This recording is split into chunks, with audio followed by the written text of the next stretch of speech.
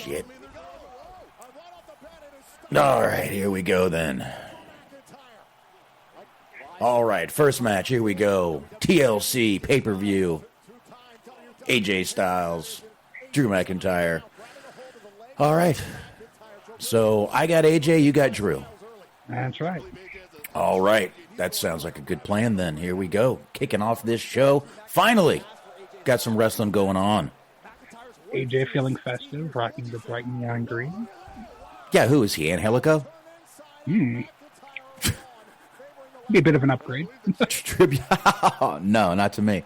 I'm talking about replacing Angelico with AJ. Oh, that could be, yeah, maybe.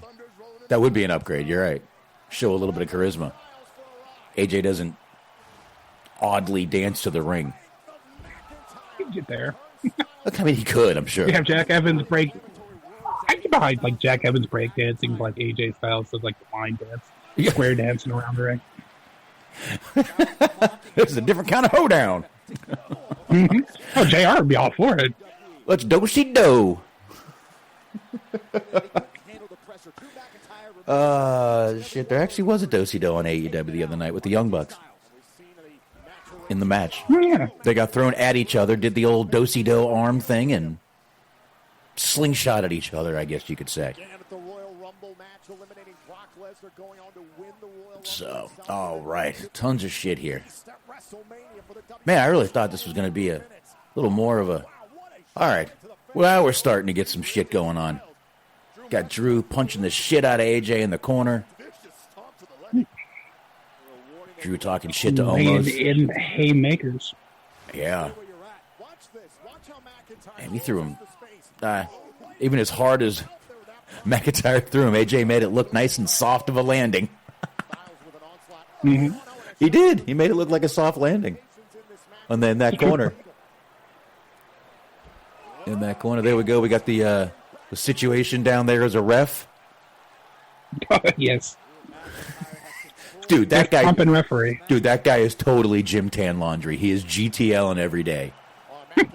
Jim Tan Laundry ref. That's what he's doing.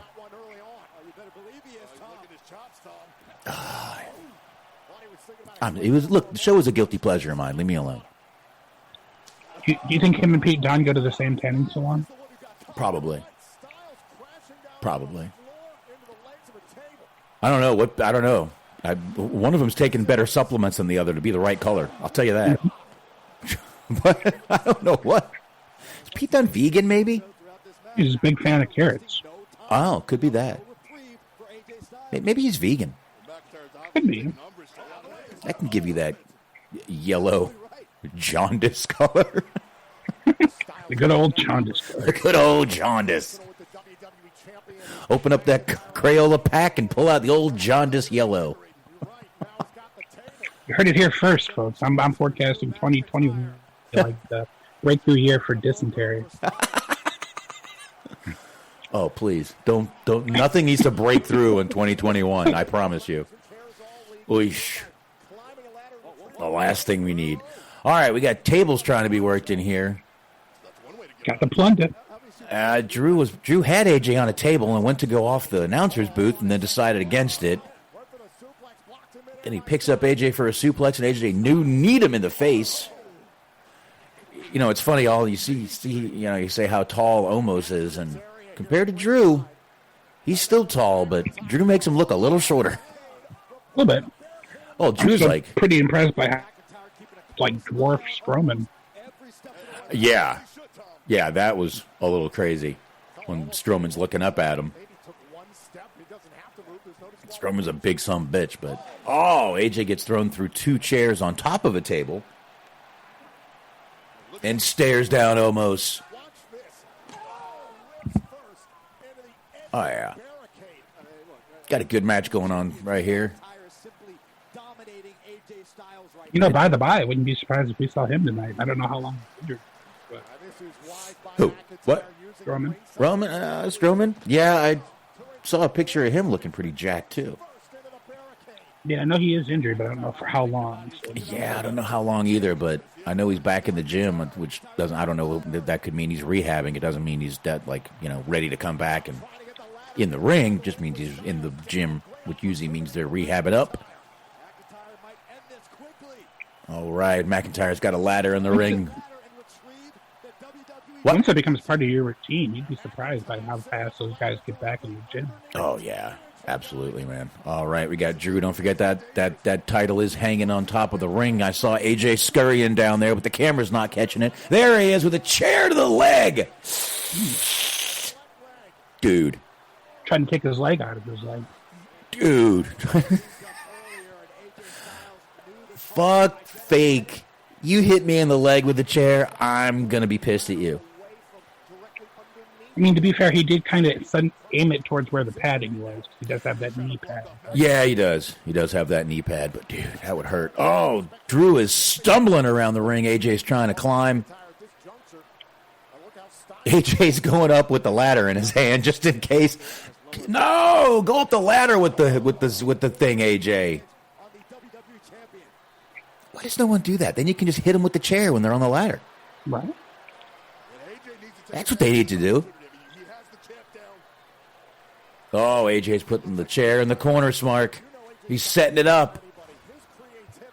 Well, he's trying. I'm kind of hoping we have one of my favorite parts is like when somebody sets up a ladder from where it should be. Yeah, exactly. AJ is not doing very well with that chair in the corner. Drew is buying him some time by stumbling around a little bit. He got it. AJ got it. Yeah, Drew was buying AJ time here.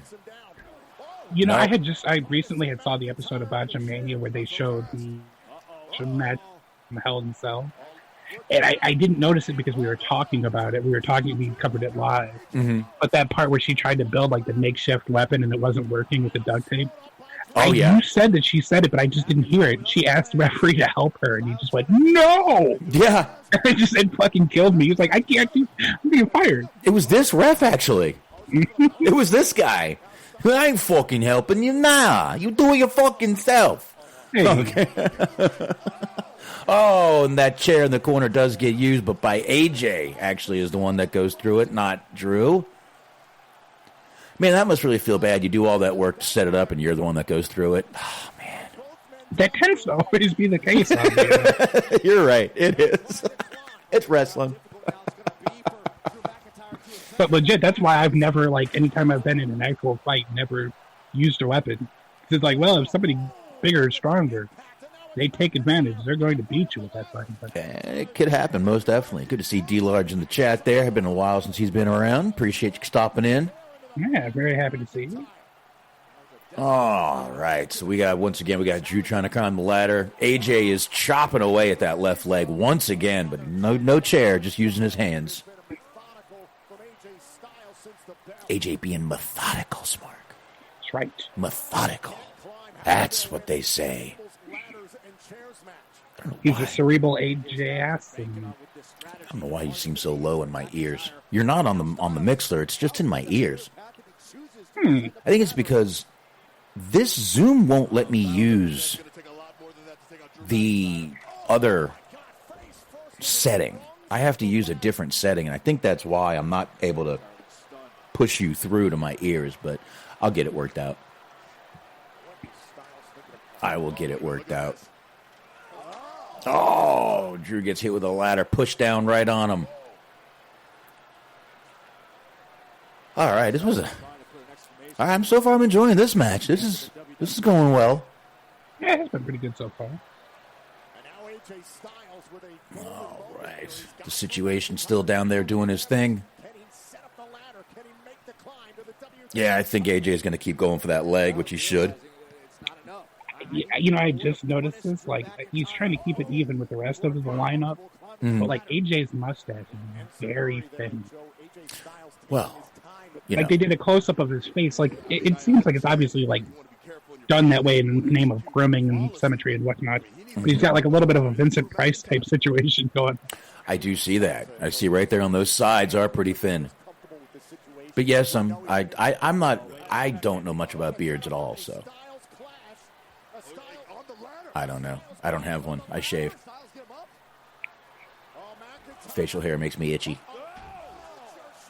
It makes me itchy too, but just initially, like while it's growing in. After about a week or two, square. Yeah, I pretty much do the weekend, and that's about as far as I go. I'll go a 3-day weekend sometimes, but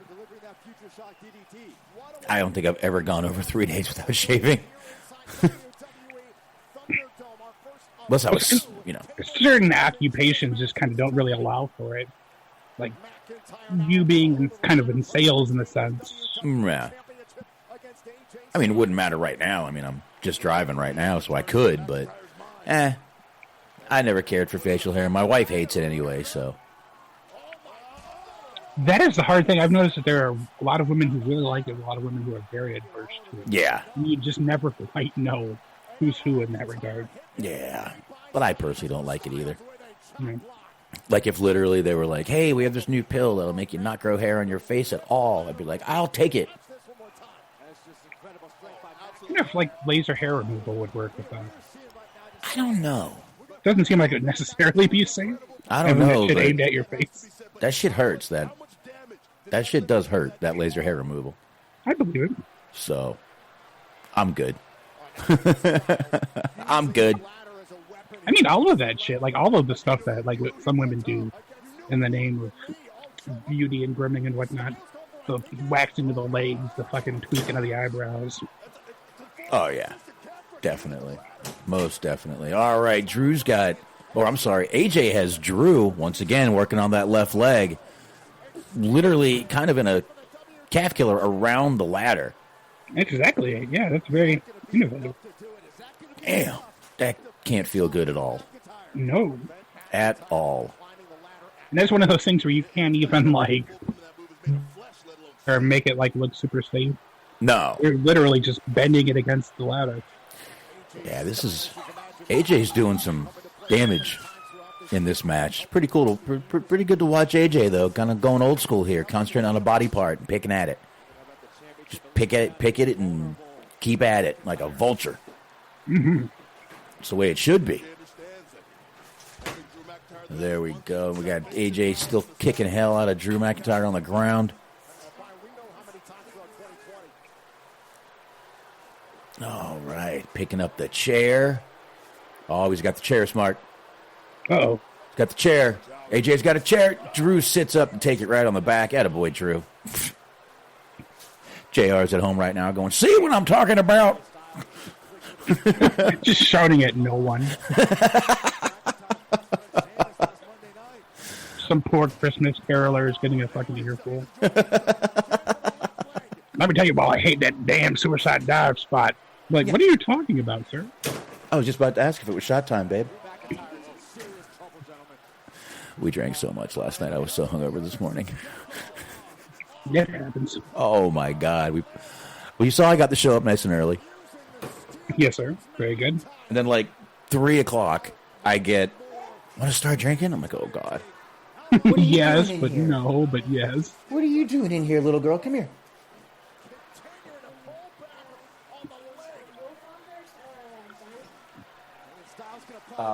Here, just give me 1 sec here. Sure.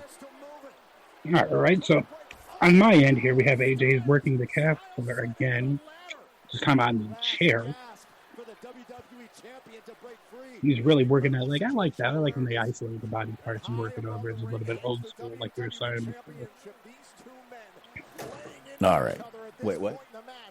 I was just talking about how he's, on my end of the screen at least, my network feed's a little bit behind him. He's working that calf on the chair. And I said I like it when they isolate the body parts. Oh, yeah. Most definitely, man.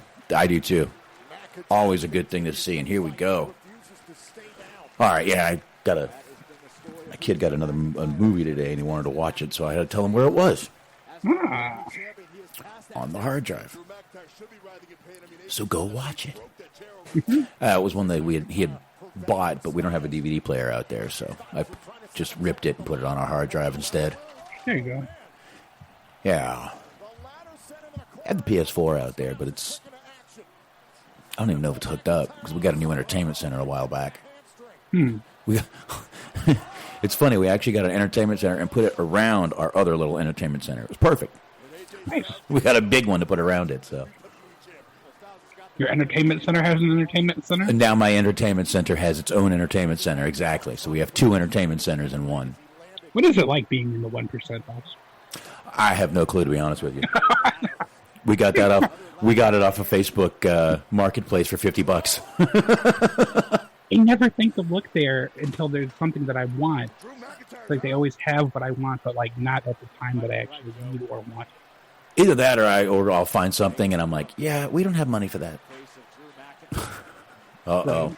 AJ is just warily pushing stuff around here. He gets another ladder, pushes it down. Oh, that was a hard shot with the ladder. I'm not sure what AJ is doing. He's putting two chairs on top of the table. Takes one. All right, it's shot time. Nice. All right, clink. Cheers, everyone at home. All right, first shot of the night. Won't be the last. Woo! I just can't do. We must have done 10 or 11 last night, man. It was rough. And we were just... The plan for yours truly is I'm actually thinking about being dry for Christmas. But I'm thinking maybe not. There you go. Not a bad idea. We're not going to have many tonight because we have to drive tomorrow. Ooh. We have one Christmas tomorrow. One Christmas tomorrow. Yep. One Christmas the next day. No, she already did her one Christmas with her dad. Now we have to go do the one with her mom tomorrow. And then we wait till Friday and we'll go up to my sister's. Honestly, kind of, it's a little shitty thing to say on my behalf, but that was always one thing that I was kind of glad that I didn't have to do. I didn't have to do the one Christmas with the mom and Christmas with the dad because I just never saw my dad. Oh, well, there. So it was like I didn't have to bother fucking going to somebody's house and putting up and trying to be nice to all these people that I didn't know or like. Yeah, it's horrible, dude. Because, I mean, I just go to my family's house. That's all I do. I don't know what I'm going to be doing. Because my grandmother's supposed to have some people over at her house, uncles and cousins and whatnot. I'm not sure what's going on because one of my uncles just passed away last night, so my mom is not very good today. Oh, condolences, man. Thanks. 3 weeks ago, we found out he had stage 4 pancreatic cancer. Ooh. And 3 weeks is all it took to eat him up. That's it. 3 weeks. I mean, I guess kind of in a weird way, I mean, at least it was kind of on the quicker side of the spectrum. Yeah, he didn't really suffer, and my cousin said he was basically incoherent. He didn't really know what was going on in the last couple hours, so... Right. I guess... Anyway, don't really want to dwell on that. I just know my mom's not doing well. I don't know what's going to happen for actual Christmas this year since all that's going down. I know she can't go to Boston for the funeral, so I don't know what's going to happen. Right. Well, I mean, obviously your situation's a little bit different, but I think everybody has to kind of make that tough decision this year as to what to do. Yeah. And as far as I know, we're just going to go up to my sister's, and we usually just hang around outside. She has the horses and everything, so we'll just go up there and chill out and open gifts. And all right, Drew's making a little comeback here. Throws AJ on the ladder in the corner of the ring. AJ bounced off that shit. That slow-mo shot was great. Yep. That was awesome, actually. Oh, Drew's got that knee pad pulled down. That's not going to help it feel better, Drew. Nothing major, but I had a little bit of back pain a couple weeks ago, and now anytime I see stuff like that bump AJ just took, I become super sympathetic. Oh, that shit can't feel comfy. No, yeah, exactly. Oh, that's gotta hurt. Oh man, all right. Styles now making a comeback. I don't know, man. What do we got? How long? This has been a pretty good match already. We're looking. I don't know how long we've been. Probably about 20 minutes or so. It started about 7:14, I think. That sounds about right. I think we were about 14 minutes in. So yeah, we're coming up on 20 minutes here, which not bad at all for a match of this stature, I guess you could say. Hyped up like this. Weebs, what's up, buddy? Thanks for coming on in. Weebs. Weeble. That must mean that the Saints game has concluded. I saw that it was rather close. I'm sure he'll let you know. I have no fucking clue. Yeah, there's no box on sports. No, there is no box on sports. That would be the shortest show ever. Well, I don't really care for him. All right, folks, that's the show, and that'll be it. 1 episode, 3 minutes. Let's do it. Out of here. Bye. Okay. The plugs would be longer. Yep, the plug exactly. The plugs would be longer than the show. I've just never really got into them. And my parents are huge baseball fans from Boston. Oh, of course, yeah. So they're huge Red Sox fans. And, my dad watched the old Celtics games back in the day when it was, Larry Bird and all those guys. And I would sit and watch, but I just never got into them. And I played basketball when I was in school a little bit. I was not that great. Baseball I was a little better at. But just never really got into sports. I'll watch if I'm in a bar, I'll check it out. I'll watch anything, but in live, I'll go to anything live. Yeah, I was always tall, but I was never athletic. So I was like a good rebounder, and I could pass the ball. Yeah, so I helped a lot of people score, but I never really got a lot of baskets myself. Oh, all right. So, shit. All right, we got Miz and Morrison down there now. There you go. Drew got taken out. Well, we're going for the cash in. Situation is telling the guys, start, ring the bell. Were you saying that you skipped gym class? No, I didn't skip gym class. I never dressed out, and the teacher only passed me in high school because I used to go to the student council meetings that no one wanted to go to. Now, I know there's a little bit of an age gap between us. I'm genuinely asking you this question because I hope that it's the case. But when, gym class, when you were in, high school, did they have, the fucking short shorts and long socks? No. No headband action either? No? No, not at all. No. I was in high school in the 90s. No, okay. Well, yeah, so that would be all neon shit. Yeah, all right, we get almost throwing Miz, who was about to cash in, right off through the table on the outside of the ring. Again, almost doesn't have to show any wrestling ability. He picks up someone. Oh, Morrison has a chair about to hit. Almost takes a chair. The chair fucking breaks and almost didn't move. There was some nice selling on Miz's behalf prior to this, because I just thought he's at the top of the ladder. He almost grabs him. He turns around, looks at him, shocked, does not know what to do, decides to keep trying to get the belt, and he just gets chucked off. That was great. Morrison is scared to death getting out. Almost is like, get on in here, bitch. The face is wonderful. He's doing a good job of selling that. This is good. Almost getting really... This is the most involved we've seen him in a match so far. I mean, he's, caught AJ, he's picked up AJ, he's moved AJ, but he has not done what we're seeing right here. Almost still chasing after Morrison. This could actually get almost out of the match if Morrison runs. Go backstage, dude.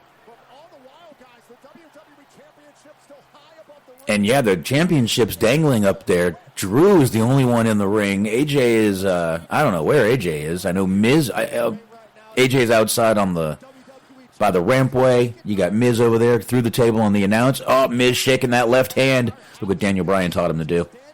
Mm-hmm. I don't know. When Daniel Bryan does it, you don't know if he's selling or if he's hurt. That's the problem.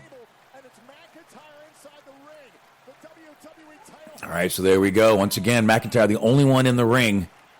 Getting up. AJ's getting back in the ring.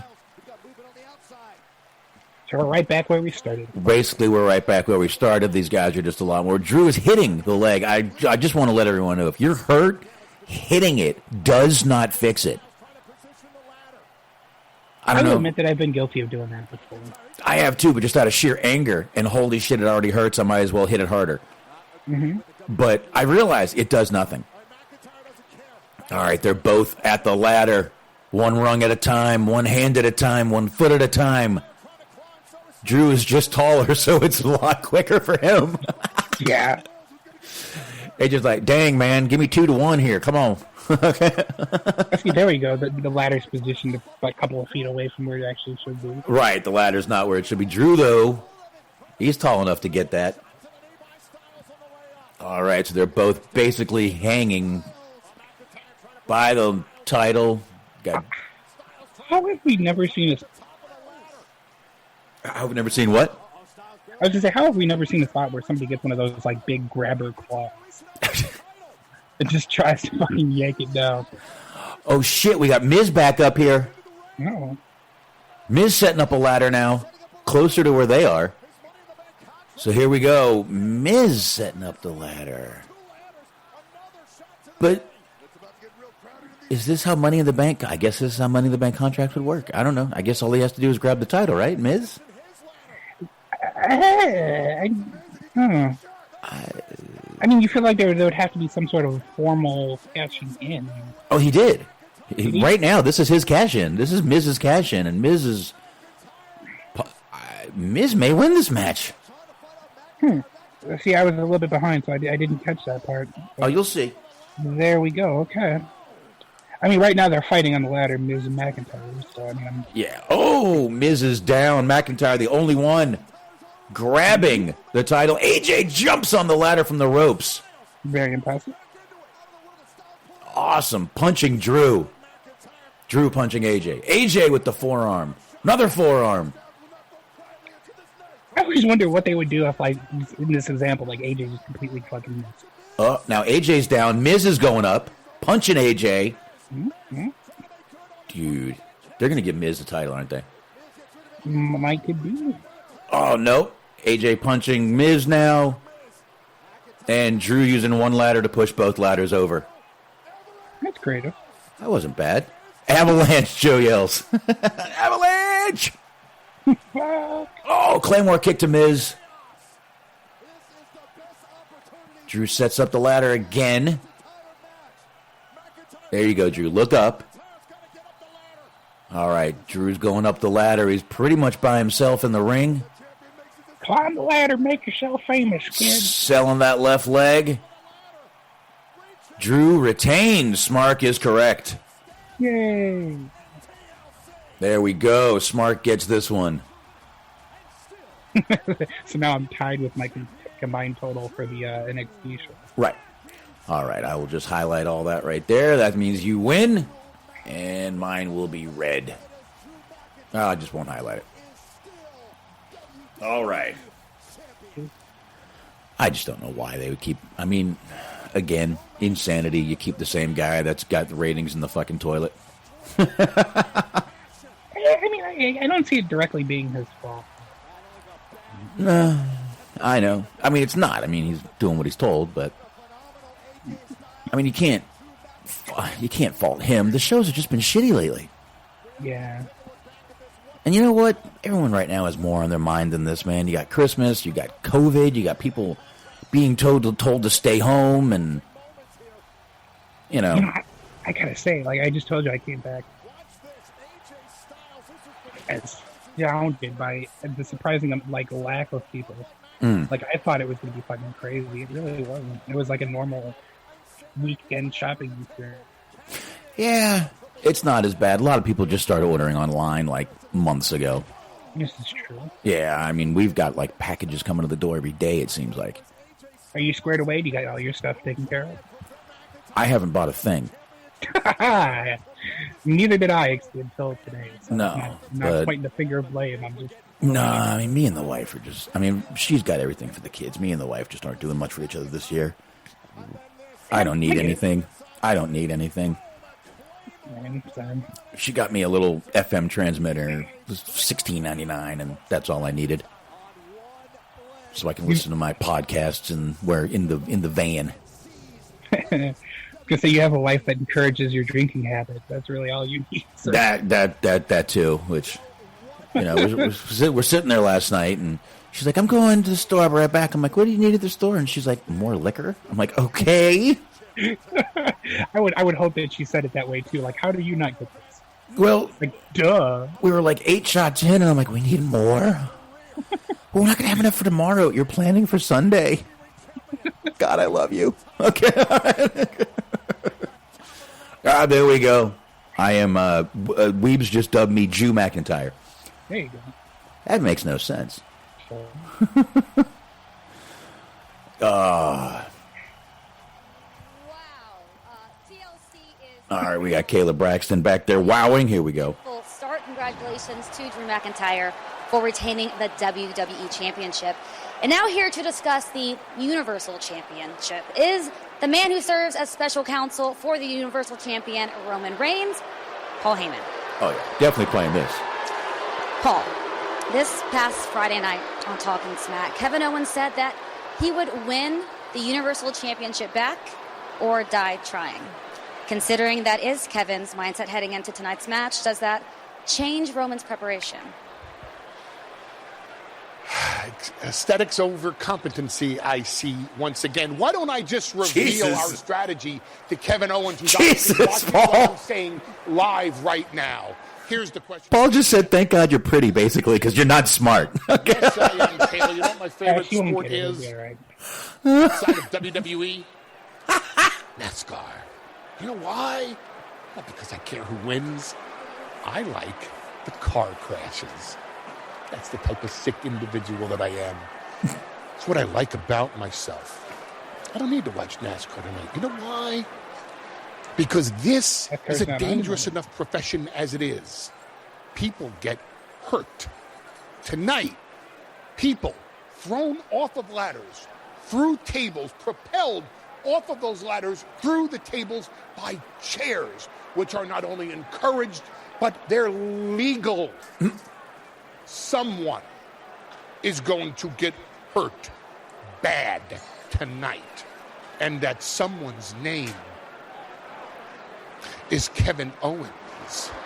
And Kevin Owens is going to get hurt at the purposeful hands of your tribal chief, the undisputed Universal Heavyweight Champion, Roman Reigns. And that's just protection. It's a spoiler. That's a spoiler.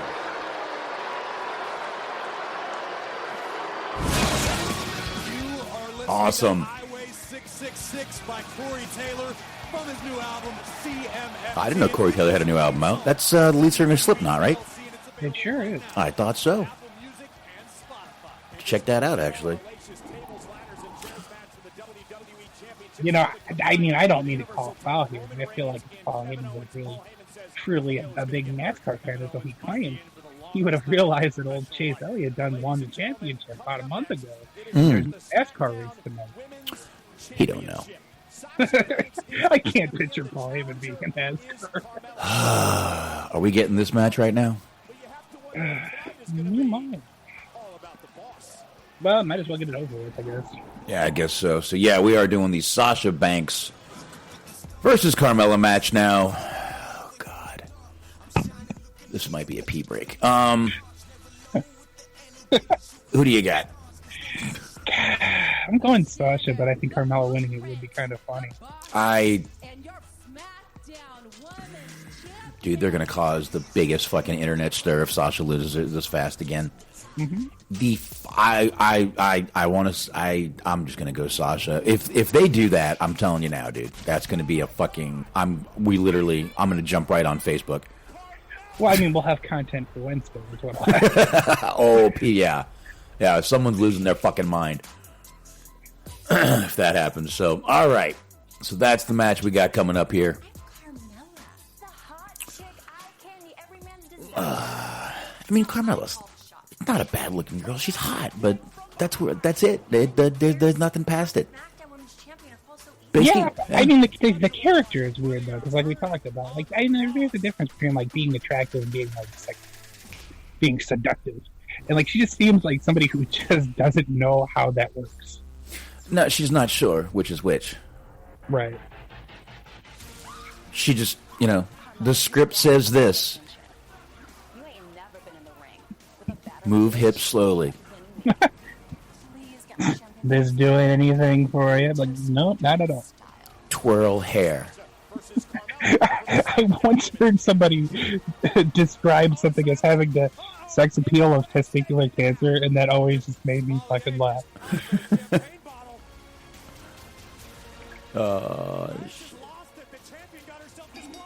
Boy, this will be a match. It's probably not going to be that bad. Sasha's always fine in the ring, so. I really don't think Carmella is that bad in the ring. Like, I know I'm in the minority in this, And I'm not talking about being good. I'm talking about being not that bad. There is a big difference. Which means she's not that good. Which I'm saying that she's like slightly more competent than Nia Jax. Okay. Okay. So she's one step above like Tamina too. She doesn't hurt people. That's something. Not yet. Well, this is true. Yes. Not yet. She was the one that I think she got concussed by like Eva Marie or something. Because when they were doing those NXT documentaries, there was like she got injured by somebody. She was like crying. She's like, "This is not going to break my dream. I'm stronger than you know." Yeah, whatever. Exactly. Yeah, I can't even watch that shit. Nah, I'm fine. Get champagne thrown in her face. She acts like she just got acid. Suddenly she's turning into Two-Face or something. Yeah, some people just don't like it in the face. Yeah. Well, I'm sure she's taken a lot of things to the face. A few knives. Needles. About one facelift away from looking like the Joker. Was that... See? You know where I got these scars from? Did you ever dance with the devil in the pale moonlight? I've heard that before. Mm-hmm. Oh, is this her? Oh, are we actually getting the entrance right now, or is this still part of the video package? I'm confused. It's the entrance. Okay. Hopefully Corey can keep it in his pants.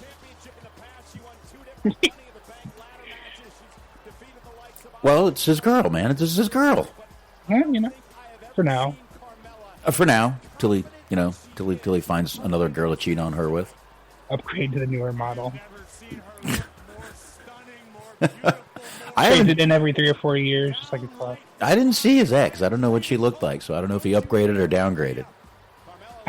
I've seen her, but I can't. I'd be damned if I can remember what she looked like. Yeah, I don't have a clue. But here we go. We got Carmella coming out there. Up. Stretch. Roll in ring. Take off gloves with tooth. Oh, teeth.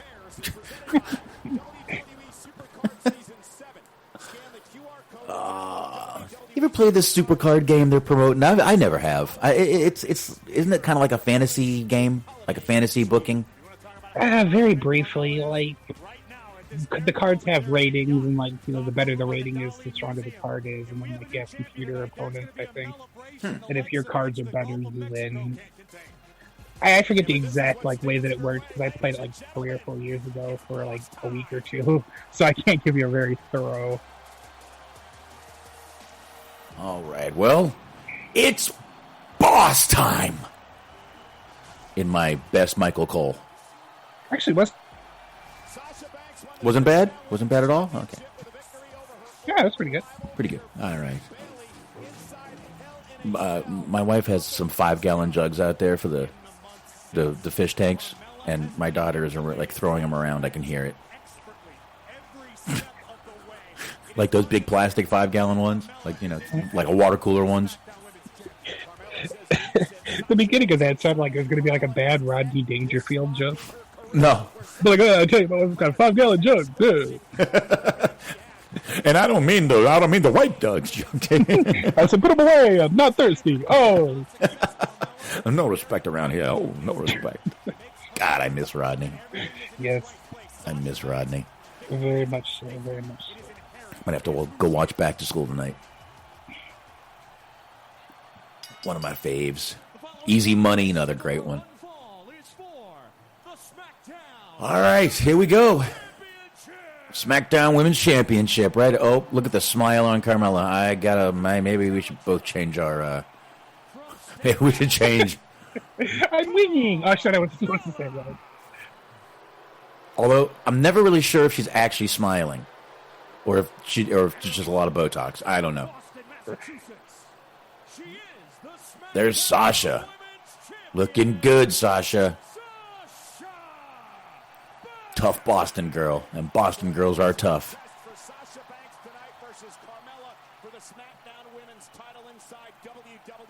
All right.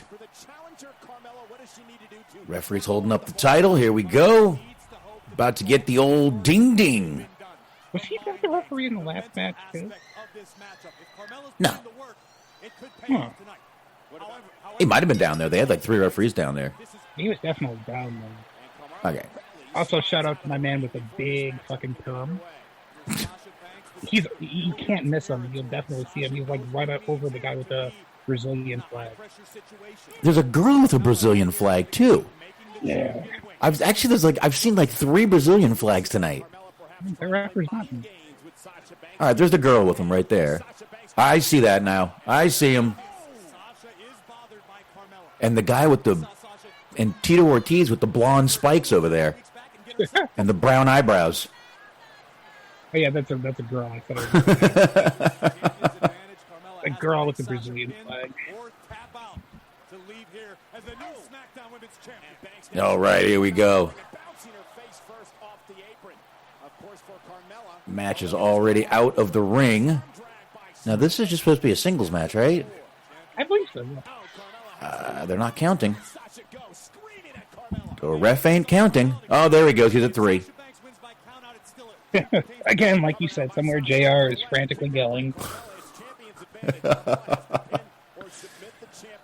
Damn it, I was right. All right, got Sasha talking shit, grabbing Carmella by the hair. Carmella slaps her. Open-handed slaps, Mark. Did I lose, Mark? No, I'm good. I'm here. All right. Oh! Carmella just... What was that? Threw her out of the ring and her... Oh, my God. Her Somalia... Whoa! And then where did Sasha just come from? What is happening here? What did... People are just flying across the mat. The guy just totally aided in her powerbomb. Oh, she got her feet caught. She almost fucked up there. That sommelier, they call him, who caught her, needs to get a raise right now. Mm-hmm. I mean, he for real. Christ has averted. Exactly. He just really, saved her ass. He might have saved her from a broken neck. Mm-hmm. Maybe Corey will let him join in. God, that would have been a horrifying fight. He breaks her neck, but she's still just, the Botox is still just kicking in. I don't feel a thing. From ear to ear. I can't feel a thing. I don't feel this. Why do I feel like a bobblehead? What's going on? Suddenly I'm Jay Leno. Okay.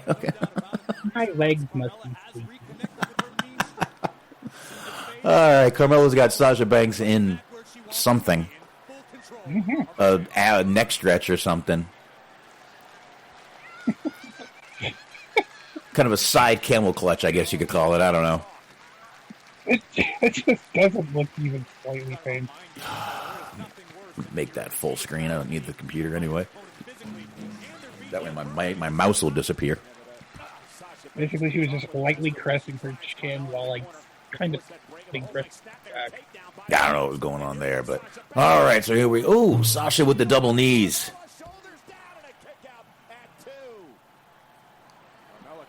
All right, Carmella's now starting to get pissed. She looks pissed, I think. Mella is no longer mellow.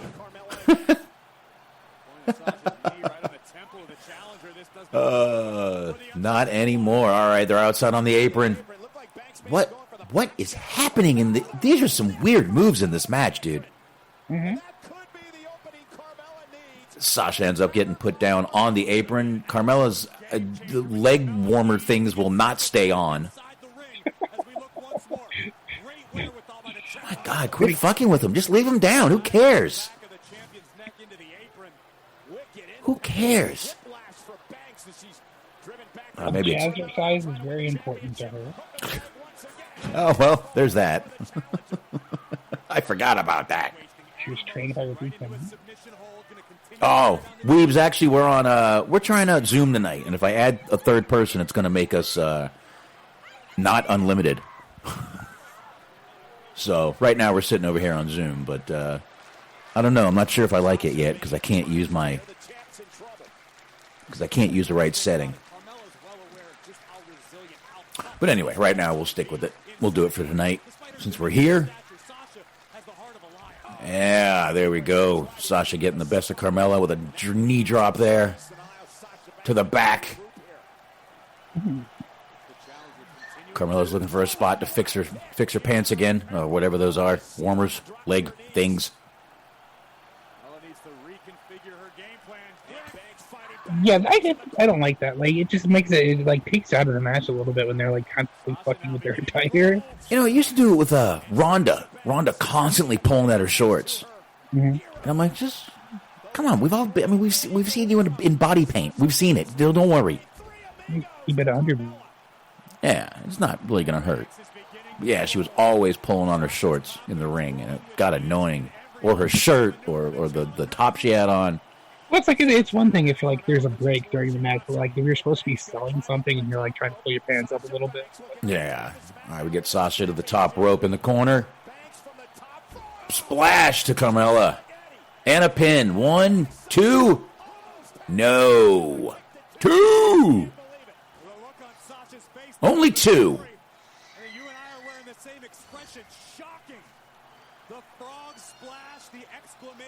She does. She does do that frog splash pretty good. I'm not gonna lie. This is true. Got to give her some credit on that one because she does. She does do that frog splash pretty well. I'm not gonna lie. I mean, come on. Anyone giving a tribute to Eddie, I'm not gonna shit on.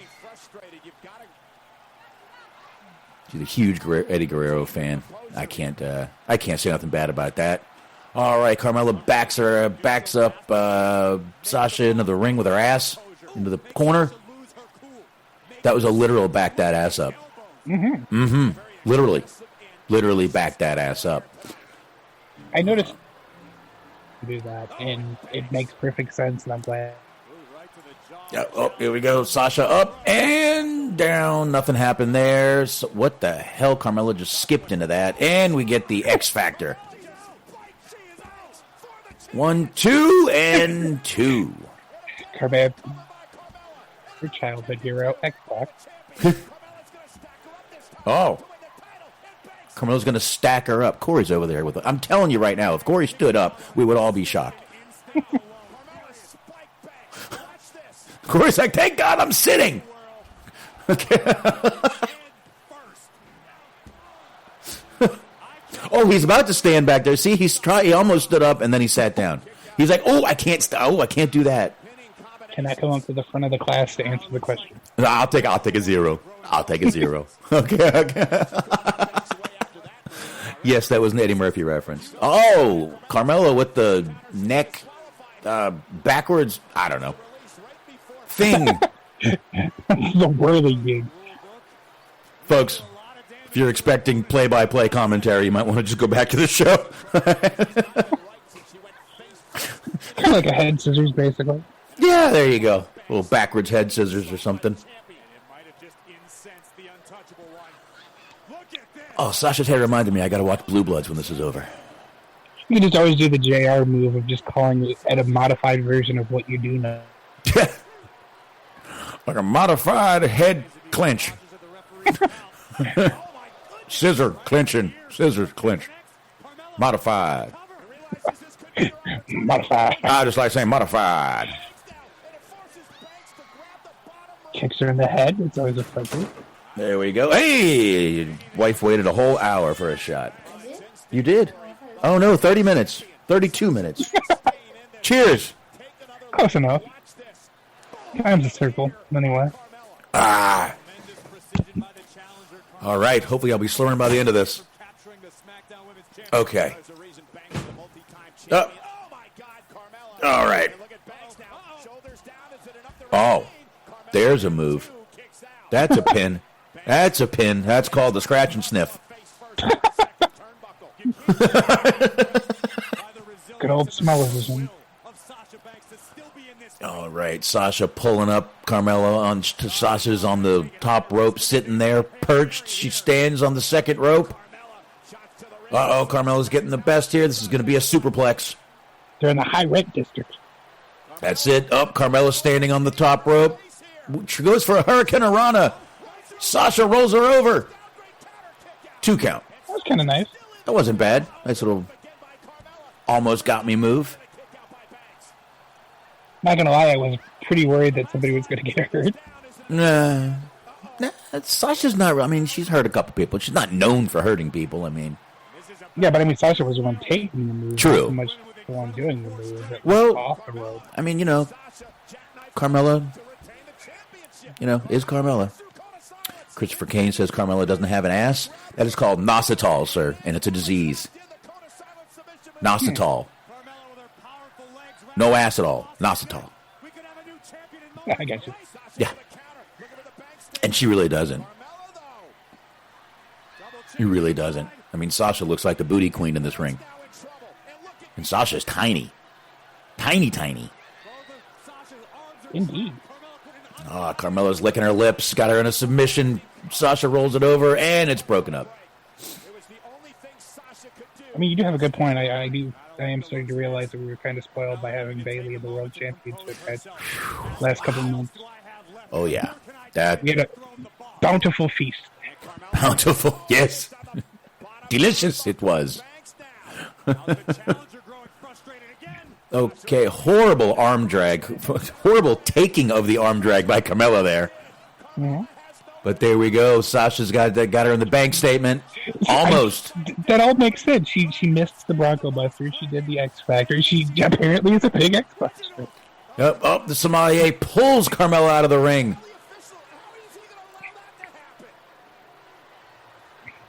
And the officials just like, yeah, that was cool. That's part of the script, right?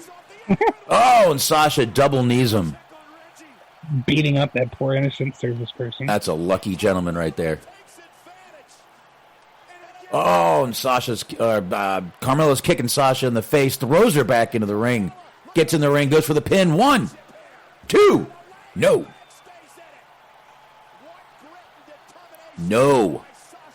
She has a Muppet face. She what? Carmella has a bit of a Muppet face. Which one? Carmella? Like she kind of looks a bit like Janice from like the fucking Animals band. Oh God. Oh shit. Hey, she's Carmella. Now Carmella's smacking her. God, this is not the good stuff. This is not something you would look for next week. Carmella's screaming was always the worst part of her matches. She just screams for no reason. Oh, Carmella was going for that little X Factor. Sasha locks in the bank statement. Go ahead, sorry. I was just saying, not as bad as like when Melina used to do it. No, and Carmella taps. No, you're right. Oh, let me get out of this now and see. I think we both just said Sasha, didn't we? Mm-hmm. We did. That gives both of us another little win here. Keeping her rolling. All right, so there's that, and we both said Sasha. So all right. Leaves us with 4 matches left. That's it. That is it. Just looking at about another 10/9 will end. Yeah. Probably about another. Not bad. I'm probably getting done. This will probably wrap up kind of early. All right, Sasha in there dancing. Oh, shit. Never seen the belt get caught on her hair, but it just did. I mean, really got caught up in her hair. Like, pulled it. All right, getting some replays now. That wasn't a horrible match. I mean, it was all right. A few botches, a few spots missed. A little bit of weirdness and some moves, but all in all, not a bad match. It was short. I think that's a good enough thing about it. Yeah, we did get 2 matches in that 30 minutes, didn't we? Mm-hmm. Man, if we can get 2 matches every 30 minutes, we'll be done with this thing in an hour. 2 hours. I mean, I can't anticipate that the Firefly match is going to be super long. No, I'm sure the TLC matches are going to go much longer than that. So, all right, Sasha's maintaining here. Carmella's not looking happy. Corey gets to go home, and she ain't going to be fucking him tonight. No, I lost. Now you lose. All right, Asuka backstage. I tried so hard. I don't know why I didn't win. Okay, I'm not turning up this Billie Kay segment. I don't like her voice. Sasha would retain her title. Or maybe I should add clairvoyant to the resume. That's a good idea. I don't care for her voice. Anyway, here is my headshot. On the back, we have the resume. And as you can see here, I do excel in high-stress situations and am a former tag team champion. So I would be a great partner for you tonight. Oh, boy. All right, so these two are just talking. Skills section, you can see I am proficient in Japanese. You're not even... She speaks Japanese, does she? Let's see. Nope. Right you are, Asuka. And so we can match. I even made, look at this, my very own mask. Oh, boy. Wow. You must not have understood. Thank you. Thank you. I would just rather him not waste my time. I would really rather just, you know what, give me a match. Yeah, we are all going to die at some point. If you could just go ahead and speed this up. Just stop wasting my fucking time. Did they just give us another match for this fucking thing? Did they just give us another match? Are we going to get Billie Kay versus Asuka now? One can only hope, but I don't think so. Oh, no, hope is not the word I was using. One could commit suicide. There's another word for it there. So, okay, now I'm looking at these supercard things here. So it's kind of like a little bit like fantasy booking, right? Yeah, kind of, I guess. Kind of like fantasy football-ish. Line up. Yeah, nothing I would really care for. Not me. Not into that stuff. There you go, WWEshop.com. Commercial. I mean, fair enough. I mean, it's free since it's time waster, so. Oh, it's an app, right? Yeah. Oh, all right. Well, I think it's one of those where you have the microtransactions that you can buy things with actual money, but you don't have to. Mm-hmm. Yeah. Okay. Looks like we got the Hurt Business coming out here. So, looks like we've got this tag team. This is the tag team championship, the Raw Tag Team Championship match. New Day. Kofi and Xavier versus the Hurt Business. Supposed to be Cedric and Shelton, but MVP is going to be down there. So, Smark. Hurt Business or New Day? Ooh, this is a tough one. Well, it is. You're right. It is, especially with the way they've been kind of booking this. They did. They actually made this a little bit tough to guess, which is not a bad thing. Let's see. So basically, it's either New Day retains or they don't. What do you think? I'll go Hurt Business. I'll spice it up a little. I think the Hurt Business should take it, but they haven't been. They're still teasing this dissension with Cedric. Right. And yeah, Shelton. The fact that it is Cedric and Shelton is very... That's what's going to have me saying New Day. I'm going New Day. Yeah, I feel like if it was like Cedric and Lashley, it would definitely be... But... Yeah, I'm going to go New Day. All right, and you're going... I'll go Hurt Business. Yeah. You're going to go Hurt Business. All right. I'll turn this promo up real quick. I made the right decision. If you still don't believe me, just wait. You're going to see... Well, that's your goal. Comes to the Hurt Business. And I'll turn it right back down. All right. There's two different angles that they could play with here. Because you could have the dissension between them being the reason that they lose, or you could have Cedric win and then he's gloating because he won and Shelton didn't. But then you also have the idea of, like, we were talking about it, G4 is about to start back up. Mm-hmm. And do they want to have their belt on the television? You know, they tried that shit with The Rock, and what happened? They never let him carry the fucking title out there. Mm-hmm.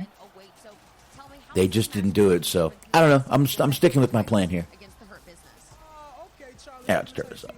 Okay, the short answer is it won't be, but the long answer is it definitely won't be. And just like Lil Wayne's collection of mixtape, the New Day has no ceilings. Come on. So Cedric, Shelton, they've gone up against New Day, yes, we understand, but they're about to go up against big match New Day. Big match, New Day. That's right. Look, the butt hurt business is going to be extra butt hurt tonight because they know that 2020 is going to end in the same way in which it began, and that's with your boys, the New Day, as your. You can do it with us if you want to. Here you go. WWE World Tag Team Champions. Do you know why, Charlie? Tell me. Because it's still very weird without E. It's got the lungs. New Day Rocks. New Day Rocks. It's a new day. Yes, it is.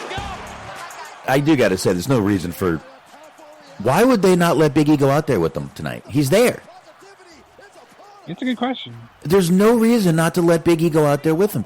That's what they're trying to, I don't get it. Because they're trying to say they're kind of still the New Day, and they are. No reason. They got Cedric and what's-his-name got MVP. I wouldn't doubt if we see Big E make an appearance in this match sometimes. Some way come into the ring. And, they still use his, vocal introduction in the theme song. Right.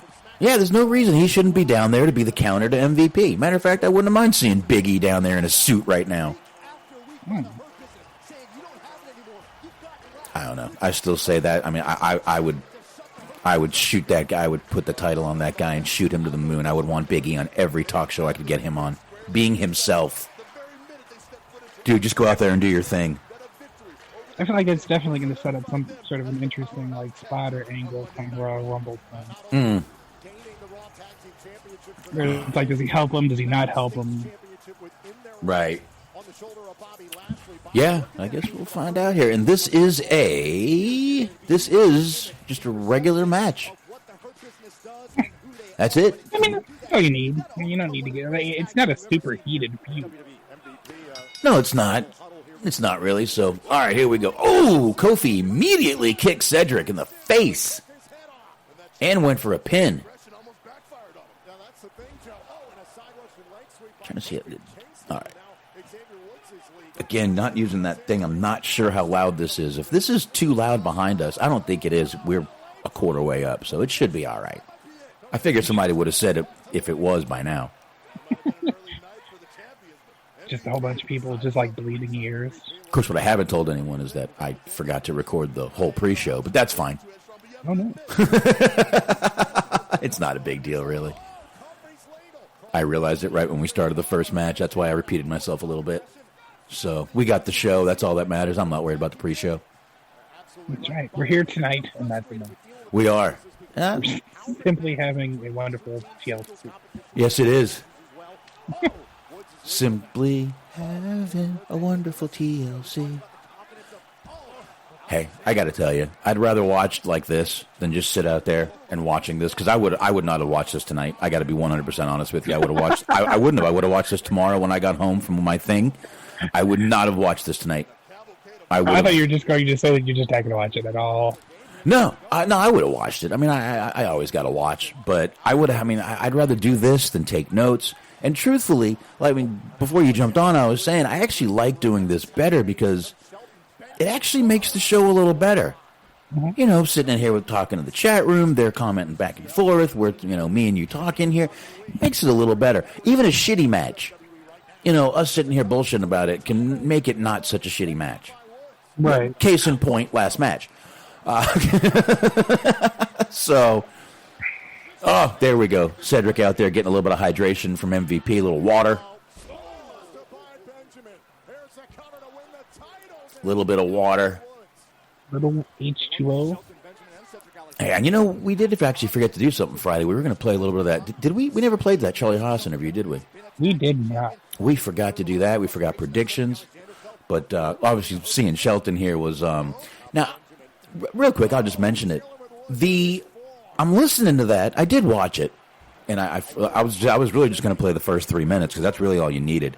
Mm-hmm. Charlie Haas not looking good, but he also said he's been going through a lot lately with a divorce and things like that. He's got kids too, man. That's not an easy thing to go through with kids, man. A divorce is one thing. When you got kids, it's awful. It's awful to do that to children. So I don't like that. But they were right in Greenville, Texas, man. Friggin' 30 minutes east. And that same promotion, SWE, that did that little shoot interview with Charlie Haas, is going to be in Irving in February. Irving is 20 minutes south. Huh. So I did not realize Charlie Haas was back in Texas. Especially didn't realize he was back in the Dallas area. So, fun fact, I actually have a friend, this is a friend of a friend, basically, but I know the guy. He's training, or I think he finished training, but he's a new wrestler. He's like working in like the Knoxville area. And they had a show in December. And at the show in December, old James Ellsworth was there. Hey. Actually, this show Charlie Haas was at, same thing. Ellsworth was at this show. SWE is the name of the promotion. So, I don't know, February 6th they're in Irving. I'm going to see if my son wants to go. It's a Saturday. So, maybe I'll go check that out. My kid, it's not bad. It's usually shows like that are kind of fun, especially if you have like kids or whatever. I remember back when we talked to Lance Archer back in the day, not me and you, it was back when me and Shaheen did an older show, back when we spoke to Lance Archer, Lance Hoyt at the time. He had told us that these Texas shows really get, like, after the show, everyone's down there waiting outside and, signing autographs, not charging for them, just signing them and, taking pictures and doing stuff. So, I don't know. Definitely want to take my kid down to this new promotion. There's like three new promotions right here in the area that have started in the past year. With COVID, even with COVID, they've got a few new promotions around this area. Well, like a couple of years ago, like 2 years ago or so, and it's in the Texas area. They had a promotion, Russell Circuits, and I know Hoyt worked there. He might have even been talking about that. But they hit a sweet spot there because it was like right after Lucha Underground. So you had like the Lucha Underground talents that really were just being kind of booked on indie shows. They weren't really with a company. So you'd get on these like shows in Texas, you'd get like the Pentagon Jr., Phoenix, and all that. And they had, at the time, they had like one of their like kind of domestic, locally grown talents was Sammy Guevara. It's where I saw him for the first time. Yeah. So you get some good talent on those shows. Yeah, I didn't realize Sammy was a Texas guy, but he is local in the Texas area. And yeah, from what I've heard, I didn't know either until I started looking at some promotion had him on, like, I forget, but they were saying, hey, our, homegrown Texas guy, Sammy Guevara. So I need to start going to those shows, man. I need to start doing that to get my kids out a little bit. They've been wanting to get out of the house a little more lately, so.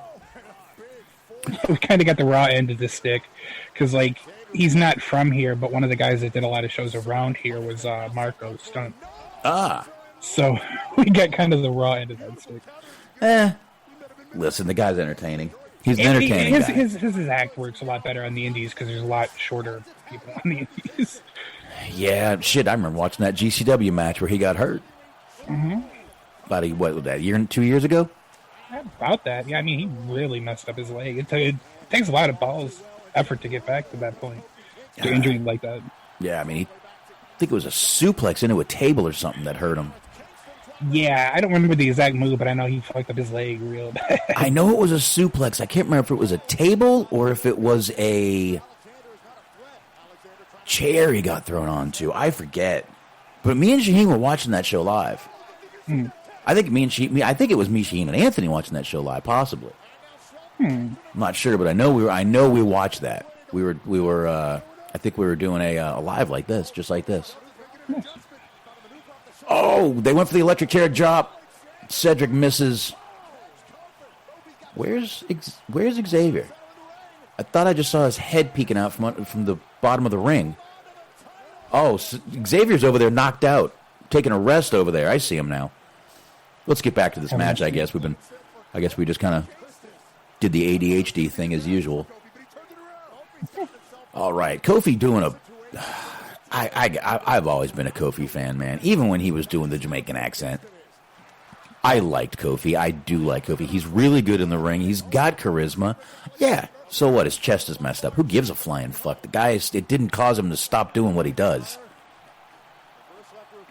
I mean, Jericho, too, though. They both got the same condition, whatever that is. I forget what it's called, and I believe there is a surgery that can fix it, but I believe it's also painful and you're out for a while. So I understand not doing it, but I think it's when you literally rupture the muscles in your chest from working out. I think that's what that is. I dug into it a long time ago. But I don't know. I mean, listen, in my opinion, any surgery, I've been through one surgery in my life. That's it. And that was my wisdom teeth. I've never had never been under the knife for anything else. My tonsils taken out. You did? All right, so there's something. It wasn't painful. The worst part was because they had me all gassed up and everything. The scary part was I woke up and I didn't know where I was, and you're not supposed to move after you wake up. Right. So I woke up and I was a kid. I was 8 or 9, and my mom put her hand on my chest and just had me stay still. But that made me freak out more because I wake up, I don't know where I am. All of a sudden somebody's dead. I'm like, what the fuck is going on? Yeah. Yeah, that's never good right there. But no. Yeah, they I remember I was talking to the doctor when I did my wisdom teeth. I was sitting there and they gave me the gas, and then they gave me the nighttime stuff, whatever they used, the anesthesia. And I'm sitting there and I'm talking to him, and he's like, "So what'd you do last night?" And I remember telling him I watched some poker on TV. Because I was watching a tournament. I was actually watching the World Series of Poker. And that's the last thing I remember saying. I remember waking up. I didn't really know where I was until I was in my apartment. There we go right there. Cedric tags himself in right when Shelton was about to win the match. Lumbar check to Kofi. Maybe. 1, 2, 3. Oh, got him. Hurt Business. Smark once again. New champions. Oh, MVP, calm down. Calm down, MVP. All right. But again, they're still teasing that dissension between those two. I figured it was going to be one thing or the other. It was either Cedric's overzealousness, he was going to win the match, or lose the match. I figured it was going to play out that way. He was either going to be pinned or get the pin. Yeah, I know we didn't talk about this match much, but it was not a bad match. It was just fast-paced, and I mean, it's hard to keep up with that. There we go. New champions, Cedric and Shelton. Kind of interesting. This is going to be interesting to see where this goes now. Bobby Lashley's coming down, clapping. There we go. Definitely was a good match. So there we go. We got all the Hurt Business down there celebrating now. All right. Yeah, there were definitely some good moves in this I'm match. not sure I'm following the thread in the chat here, but I just see SBC where we built this city and then Gyno. I'm not sure what that's in relation to. I'm not worrying about it. But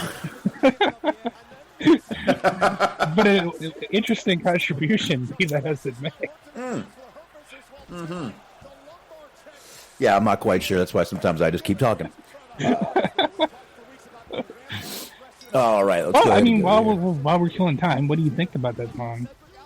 Some people really hate that song, and some people guilty pleasure. I like the song actually. Though we built this city. I like the song. Supposedly, it broke all kinds of unwritten rules of what you can and can't do in the music business. Huh. And it was voted one of the worst songs ever. Interesting. So, I mean, there's elements to that. I don't give a shit, to be honest with you, dude. It's not a bad song. It's catchy. It's catchy. You're talking about GCW. He doesn't. I don't think he really wrestles too much for there anymore because now he's in Ring of Honor. But Tony Death of GCW, that was his entrance. I remember that. He purposely did that to be obnoxious. I remember that. So there was that. I do remember that. Yeah, I don't mind the song. It's not bad. And I don't know, man. That band has so much to talk about. A band that's just ridiculous. That band. I mean, there's rumors that I think the guitarist ended up beating up the drummer so bad that he had to go to literally had to have surgery. There have been some pretty bad things said about that. I don't even know what they're called anymore. Jefferson's. I know they had to take Jefferson Starship out of it at one time. They were just called Starship. There's a lot of crazy shit about that band right there, man. Crazy stuff about that band that I've read. All right. They're getting their show moving here. Look at that. We're going to get through another match here. So let's Who see. in God's name is going to get up at 10 in the morning to watch? You'd be surprised. All right, so we're looking at what? 3 matches left here. I would say the next match is going to be the Nia and Shayna match. I'm going to go Funhouse. All right. All right. Now remember, it's an Inferno match. Although it does make more sense to put that on as sort of the bridge between the women's match and the other title match. All right. We'll see. We'll see. All right, we're back to this. Weebs is saying the Royal Rumble is January 31st of this year.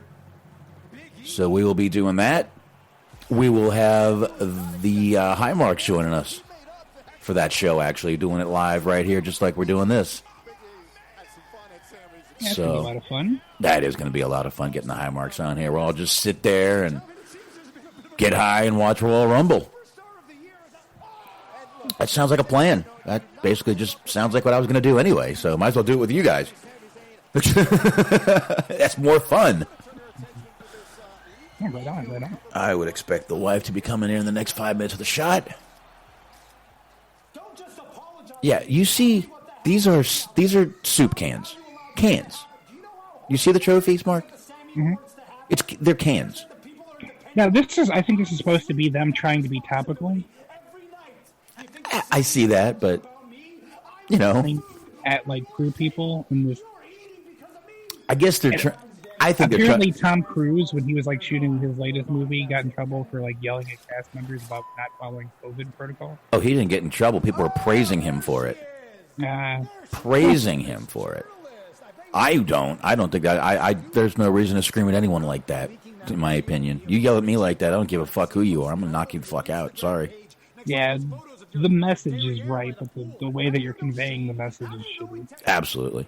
I agree with that. And you know what? Listen, like I've said before, whether I agree with the mask thing or not, I do wear it when I need to, when I have to. Again, I'm not going to be the viral video, number one. Number two, it makes people feel more comfortable, and I don't want to argue with people. And I'm not going to not be able to go into my customers. I can't do that. But I also wouldn't scream at anyone not doing it.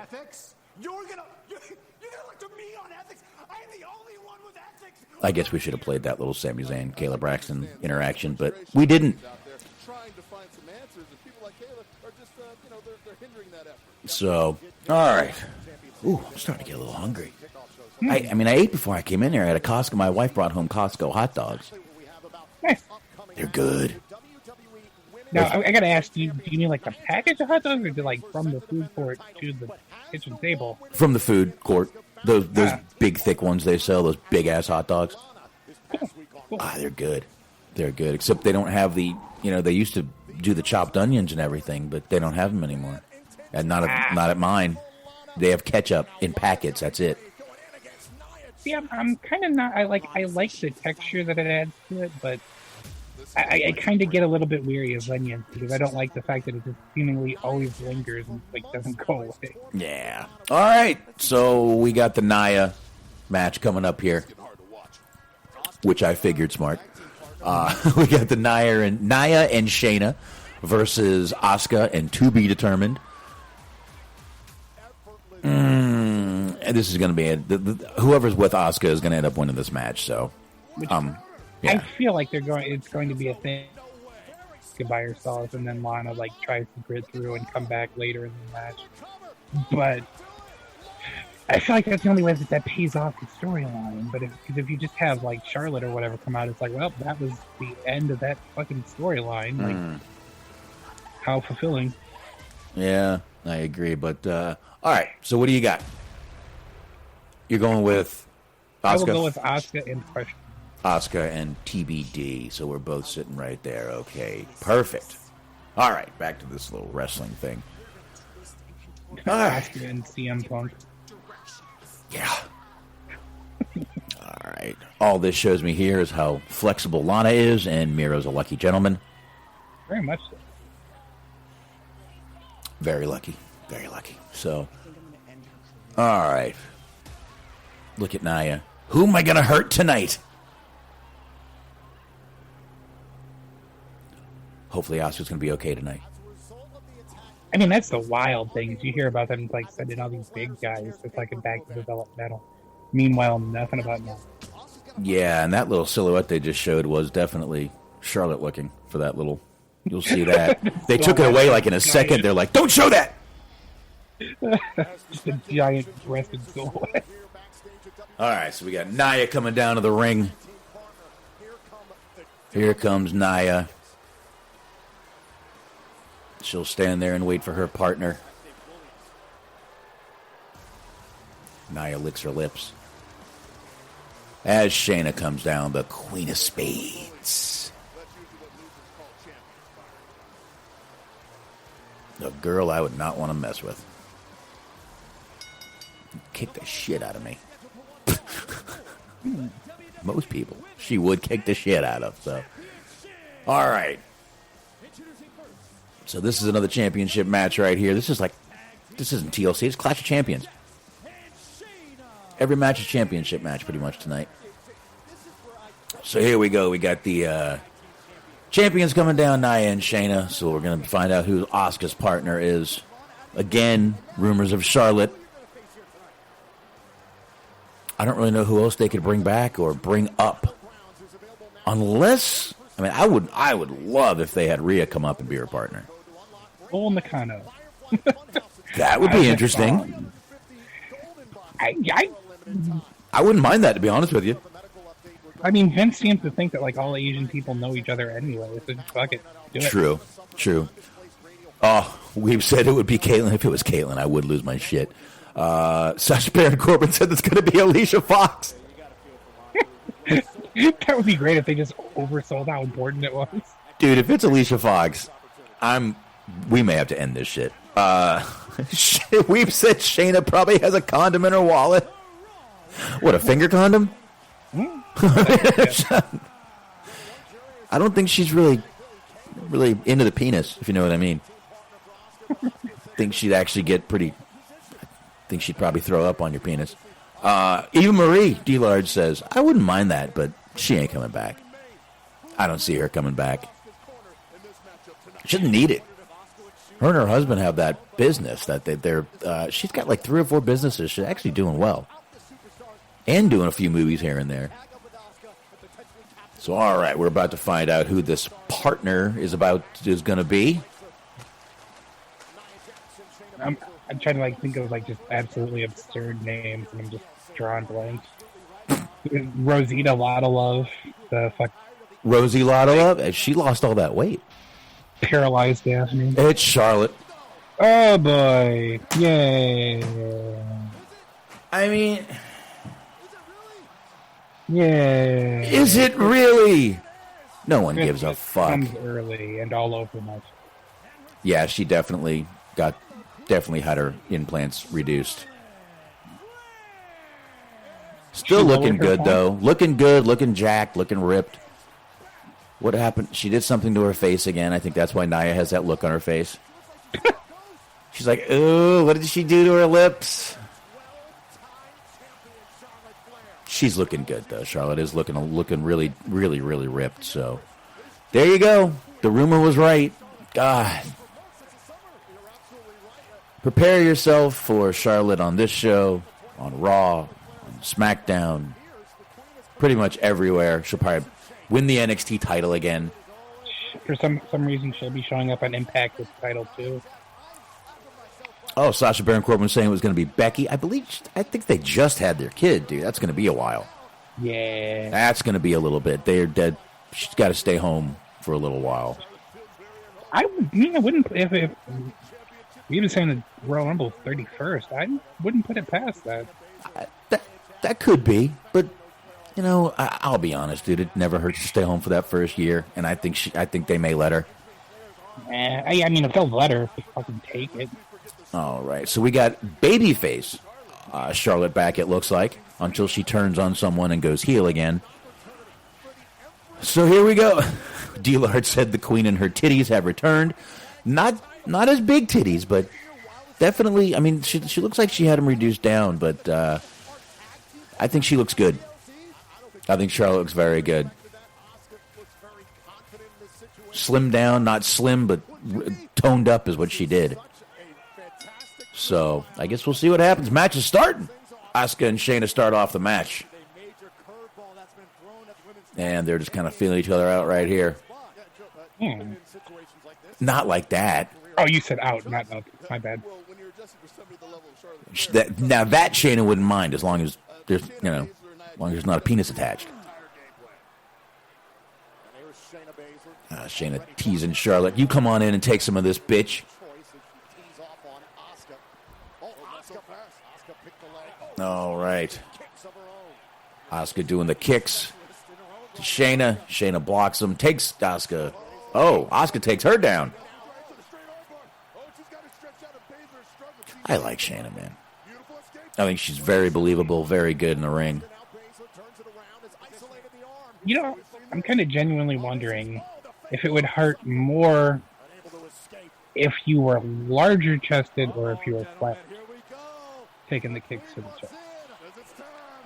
I don't know. Never taken the kick to the chest, but here we get Charlotte in the ring, Smark, with Shayna. The moment we've all been waiting for. Yeah, Charlotte taking out everybody, of course. So does this mean we're getting Andrade back tomorrow night, too? Well, I mean, that would be at least a positive. I know, and they were doing all that stuff with Garza, and it just, those backstage vignettes, and it just stopped. It was, with the Rose and everything being the kind of the Lothario, and they just stopped it. I don't get it. I get it. I was a little surprised that neither of them ended up with that Phantasmo group.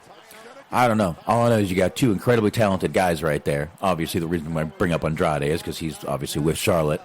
But, I mean, you got two incredibly talented guys right there, and you can't find something to do for either one of them. It shows what the state this company is in. And what are those wings on Nia's side there? What are those wings on her hips? They flap. Look at them flapping. Not her hips, her the wings. Well, I mean, you know what they say about when pigs fall on. Oh. Please direct all HR comments to Smark Wahlberg, not Boxman, a.k.a. David Richardson. Do not. I did not. It was not me for once. Smark Wahlberg is the man. He said that. I just want to get that out of the way. We're never going to get that Coke sponsorship. We've said wait until, we were talking about Becky, wait until Vince does the It's Not Seth's Kid storyline. Yeah, that'll happen. That'll happen. We'll get, dude, eventually we all have to end up on, like, Raw, or Maury has to end up on Raw, right? Okay. I'm hoping. Well, they were working with Jerry Springer for a while there because he hosted that fucking Too Hot for TV show or whatever on the network. I remember that. Oh! Shayna does the arm break kick she does, which again always looks believable when she does it. It was very nice. Always looks good when she does it. And again, got Charlotte out there waiting in the wings. Shayna goes for the pin. Yeah, Charlotte is down. I mean, she's looking good. That's a good thing there. All right, we got Baszler concentrating back on that arm again. Oh, she's gone Pete Dunne. She's using the fingers. Yeah, boy. What? Oh, boy. Oh, I thought you said nibble it. Nibble it. I'm not sure she should be hitting on Asuka right in the ring now. I mean, not a good time. Bite on her fingers. I mean, Jesus, Smark, not a good time for this. See how Asuka's got the straps connecting her little thing to her leg so it doesn't fall everywhere? Carmella, take a look. Connect it together, and then it won't fall everywhere. All right, we got Nia dragging Asuka to the corner into the post by one arm. Why is my phone going crazy? Give me a second here.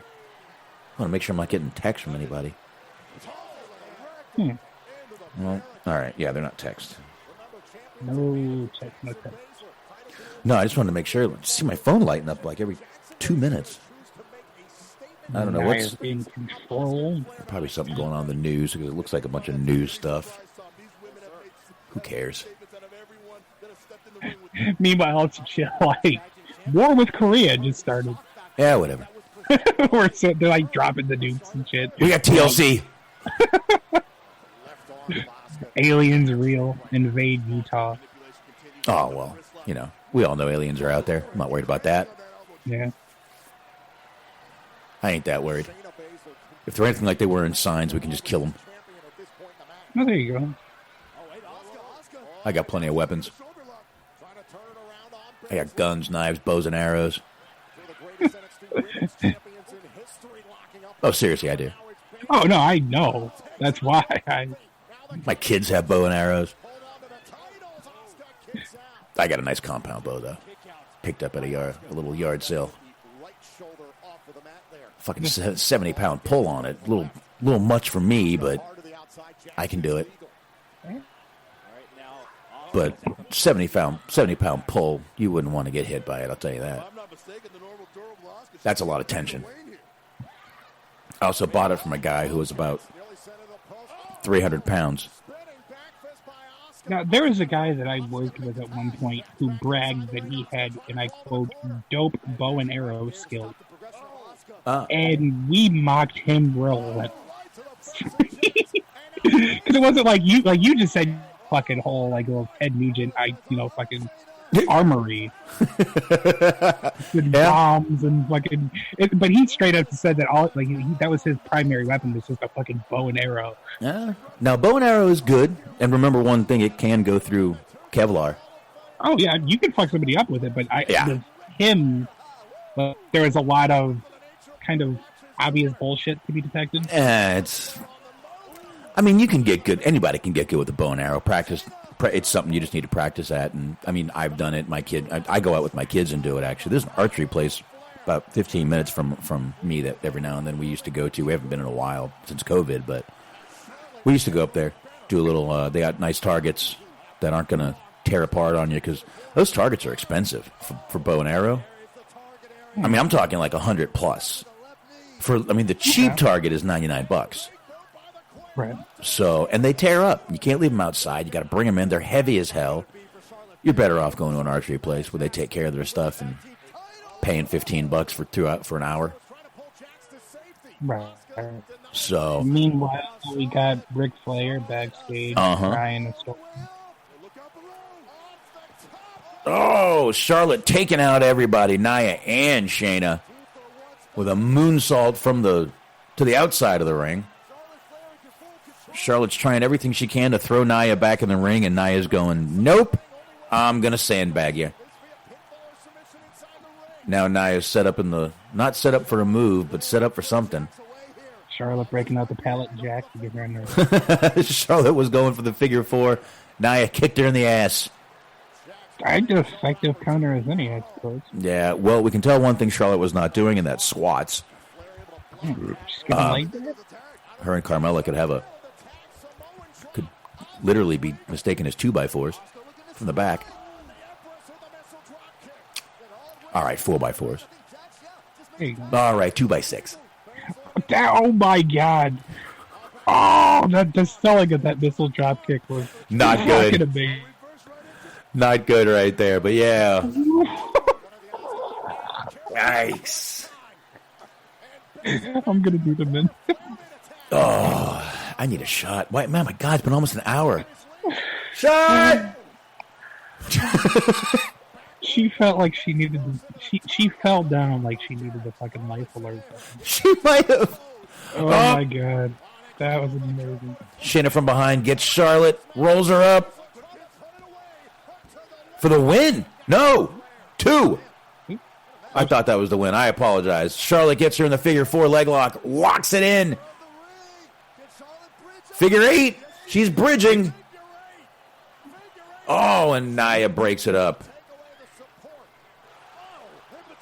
I think I just saw Asuka use her ass to take out Nia. Oh, Shayna's got her again. But Charlotte's got her pinned. Natural selection by Charlotte. 1, 2, and 3. Yeah, we There we go. we knew that was going to happen. Especially if it was Charlotte, which we figured it was. So, all right, we got 2 matches left right now. And now, in the name of killing time, we're going to get a 20-minute crying Ric Flair. I'm sure at least a couple of minutes. Ric Flair's going to come down. You know he will. Mm-hmm. Oh, there he is. There he is, cheesing. Woo! I get to be on TV again. I'm glad she's back. Does that guy have a fake beard on? I'm sorry. Hold on. Let's see if we can go back to that. I'm trying to... Maybe? It looked weird. I'm not sure if we're looking at the same guy. Probably not. Was he a black gentleman?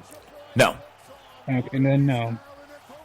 I was looking at what it looked like from the angle that I could see it. It looked like somebody had taped, like... So there we go. Asuka's a dual champion, by the way. Just so you know, she's Raw Women's Champion plus Tag Team Champion now. So Charlotte's out, comes back, and immediately is a Tag Team Champion. They clearly got the message that we're... Wow. So there you go. Oh, God, they're doing this again? Yes, we're doing the virus commercial again. This might be a good time to... I genuinely like to know whose fucking idea this is. All right. Is this Braun Strowman's voice? Anyway, I've been trending worldwide every day because this is my year. All right, 2020. Is that Braun Strowman's voice? It kind of sounds like it, or somebody doing an impression of. It sounds like they did Braun and then pitched it down a little bit. Or pitched it up a little bit, make it a little higher of a voice. I don't know.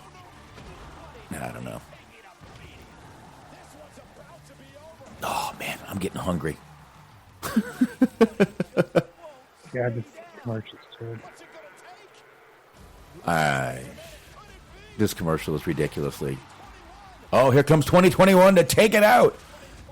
I don't know why anyone thinks 2021 is going to be any better than 2020. I don't see it, folks. I'm sorry. Well, like I said, dysentery coming back. Strong in the news. There you go. Maybe we'll get some malaria back. Hey, we'll turn this up. Who leaked that audio to Taylor Braxton? And now you're going around showing it to everybody? Hey, look, I had nothing to do with your little leak, but just be glad it was that kind of leak and not the other, because ain't nobody trying to see that. Not me. So go somewhere with your little conspiracy theory, man. Go on. Hey, I know a conspiracy thesis. Your lips don't touch when you say the word touch, but they do when you say the word separate. Huh? I think you're pretty clever, huh? You think you're pretty smart. I got news for you. You are not that smart. You are not as smart as me, because that is why I am the Intercontinental Champion, and you are a joke who's been treading water ever since he went solo. Yeah.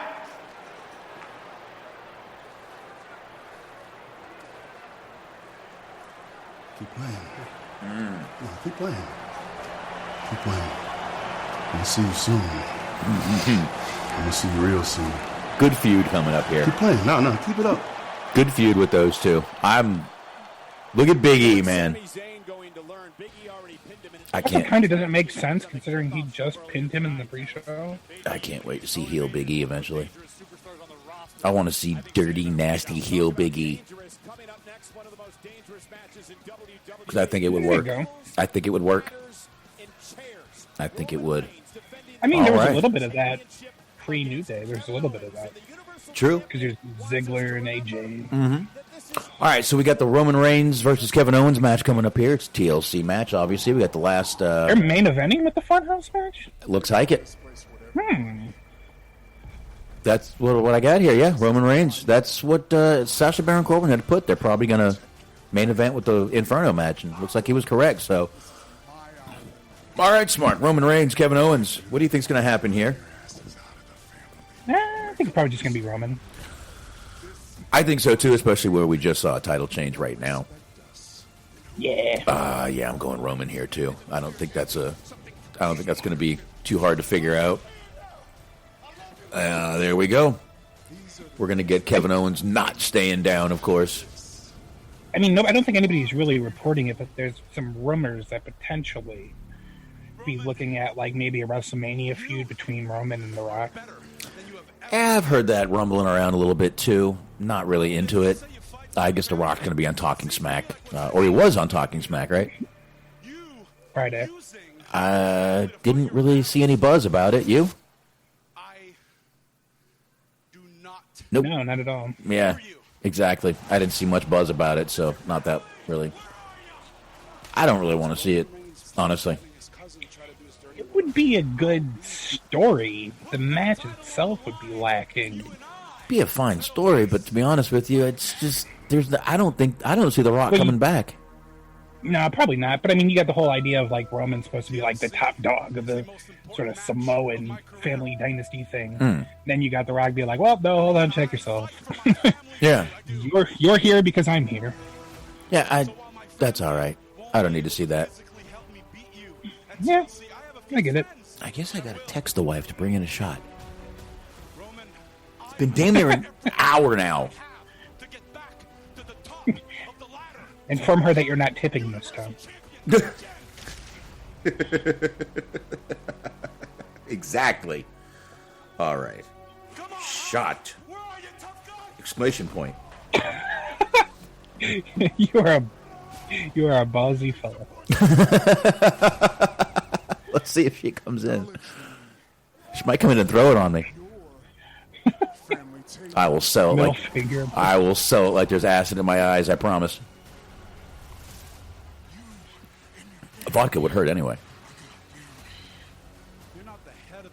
It would. It would. It would. So yeah, we're getting a little video package for the Roman thing here. But see, what I would say more than anything, I feel like based on what you've been telling me, she's not the kind that would waste liquor. So No. I picture her like pouring water into a shot glass, and then like trying to get you with the okie doke, trying to fool you into believing that she dumped vodka on you. Possibly. That could happen. That could happen. Oh, kids got no school tomorrow. Nice. Oh yeah, you did say that Friday was. Friday was their last day. Yeah, so they're out for 2 weeks. They are happy, happy, happy. Very nice. Which means I don't get to go to bed early. My kid stays up till 11. Are we at that phase where it's stay up late but then still get up early? Yeah, both of them. Not my older one. Every now and then, if my little one doesn't wake him up, he'll sleep. I mean, my 12-year-old has slept till noon, 1 o'clock before. Sure. But rarely. My other one, he's up at 6, 7, 8 o'clock, and we feel like we're lucky. I think at 12 I was sleeping till like 12, 1 o'clock on non-school days. Yeah, I was too. But I was also an only child, so I didn't have to worry about people waking me up. I always had my own room, so it didn't bother me. Didn't bother me none. Hopefully my bar... No, the only bartender I got is my wife's. Weebs. It's not like the double deuce or the double douche, as Sam Elliott called it.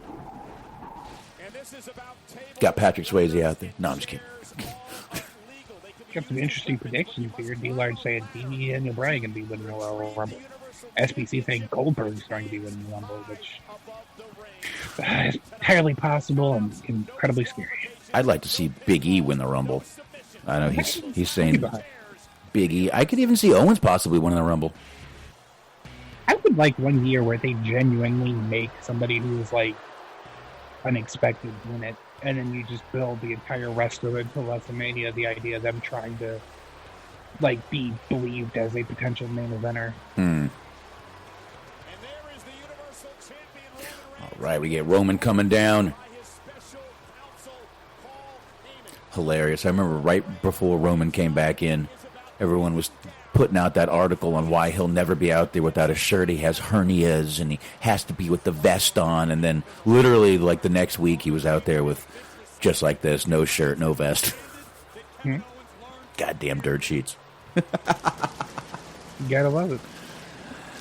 That was probably a Ringside News article.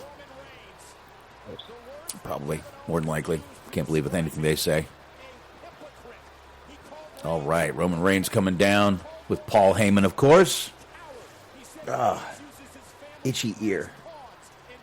Hit that. All right. I got it. All right. Roman Reigns coming down with the wettest hair I've ever seen. Roman has some wet hair, dude. I mean, that is some wet hair. Mm-hmm. That's a mane right there. Oh, yeah. Coming down, looking at all the chairs, the tables, the ladders. Yes, Cole, I just said that. Idiot. It's a weird time for a commercial read. Well, you got to get that credit card in there, Smark. This Roman Reigns entrance is sponsored by Predatory Low. And he's got the golden glove on the right hand, if you notice. Lone Shark Roman Reigns. I think I just heard the wife open the freezer. I heard the freezer opening. We'll find out in a minute. We will find out. Here we go. Sasha Baron Corbin, wet hair is dangerous in the ring. Well, boy, is wrestling a dangerous sport because pretty much everyone has wet hair when they come to the ring. Or are doused in baby oil. Or, yeah, like Randy Orton. Mm-hmm.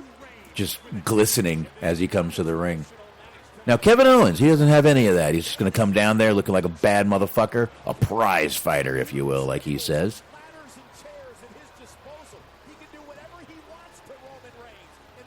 So there we go. We get Roman coming in, finally to the ring. It's been 3 minutes. Something like that. So we get Roman coming in, holding up the title. Pyro. Taking over the Undertaker role of the 80-minute entrance. There we go. Look at the symmetry on that beard, Smark.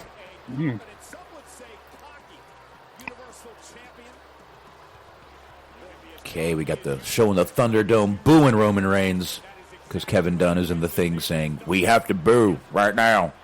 Boo. We got to boo. Don't give him nothing.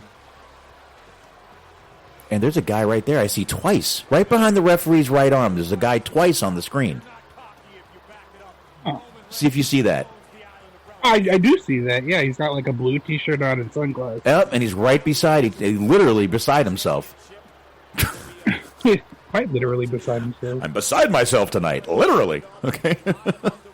That's wild. How about that? Just caught my eye when I was looking over there. My man with like a super long goatee has been all over the show. It's like gray. Starts off black and turns gray. Owens does not wait. He just no entrance. Owens just down there already. Didn't come down the ramp. Came through the Thunderdome screens. I don't know. The crowd, I guess? That would be intense if you could figure out like a way to CGI that. Like, just have somebody like come through one of the screens. Just come out like it's The Ring. That movie, The Ring. Exactly, yeah. Yeah. Sneak through the TV. I'm sure they could do that in like a cinematic match, but here we go. This needs to be a brutal match between these two. As much has been going on with them the past, the brutality, this needs to be a brutal match between these two. Absolutely. And so far, Owens is starting out that way. Yeah, I definitely think we'll get there. I think so, too. I mean, I'm not talking we're going to get a bloody mess out of either one of these guys, but, I mean, it's WWE after all, but definitely they need to beat the shit out of each other. Roman starts breaking out light tubes. Roman, way to push those stairs out of your way. Oh, wow. All right, but we are starting off good here. Owens on the top apron, down on the floor with a splash to Reigns. Ow.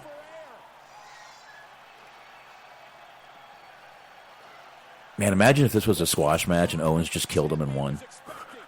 Yikes. Oh. Roman Reigns just spitting all over the floor. Some nice drool. Literally just drool. Oh, it's still there. Oh, I'm going to gag. I am not a bodily fluid guy. I'm sorry. You spit on me. Oh, here comes Jay. Immediately kicked in the face. Wow. I like the way this is the way to start a match. For sure. Especially a TLC match, man. Chair to Jey Uso's gut to the back. And Owens is going to start in on Roman to the back with a chair. Oh, yeah. I'm liking this match already. Yeah, me too. And I'm not even 100% sure. Did the bell ring yet? I think. I mean, they started off in the ring. Ooh! Jay went for a super kick, and Owens just hit his leg with the chair. Now he's going back after the leg. Dude, that looked awesome. It did. He's working on his ankle. Yep, working that chair. He put the chair on the ankle and then slammed it. Jay's not going to be in this match much tonight. No. Jay. Oh, wow. That looked... I have never seen that, where a chair hit the super kick leg. That looked good. Yeah, it did. Nice. I wonder if that sets up, like, you get rid of Jay and then not enough time build up and all of a sudden other Uso shows up. Jimmy. That's what D-Lodge actually was just saying. Jimmy Uso I could see Jimmy Uso coming down and helping out Roman and kind of not taking over that spot, but being the other guy in that spot. Right. So, yeah, I could see that happening. Here we go. We got 3 refs right there. Reigns does get it right there with that friggin', I don't know, sit-down drop kick to Owens on the apron. So there we go. This is where the tables are going to turn right now. Tables, ladders, and chairs. Get it? All right. I'm going to take a minute, Smark. I'll be right back. Sure. I'll go ahead and pick up the old proverbial slack. There you go. Pick up my slack for me, sir. Be right back. You just escorted Jay to the back, taking him out, potentially building a Jimmy run. What the world is clamoring for. Roman with the steps to Owens. This is a real Pier 6 Donnybrook here, guys. We got ourselves some action with Roman building using the stairs again, and one more time. How about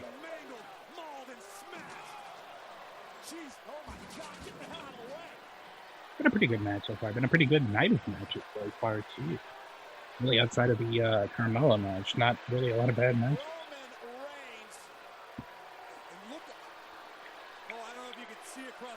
I think we're alone now. There doesn't seem to be anyone around. I think we're alone now. All right.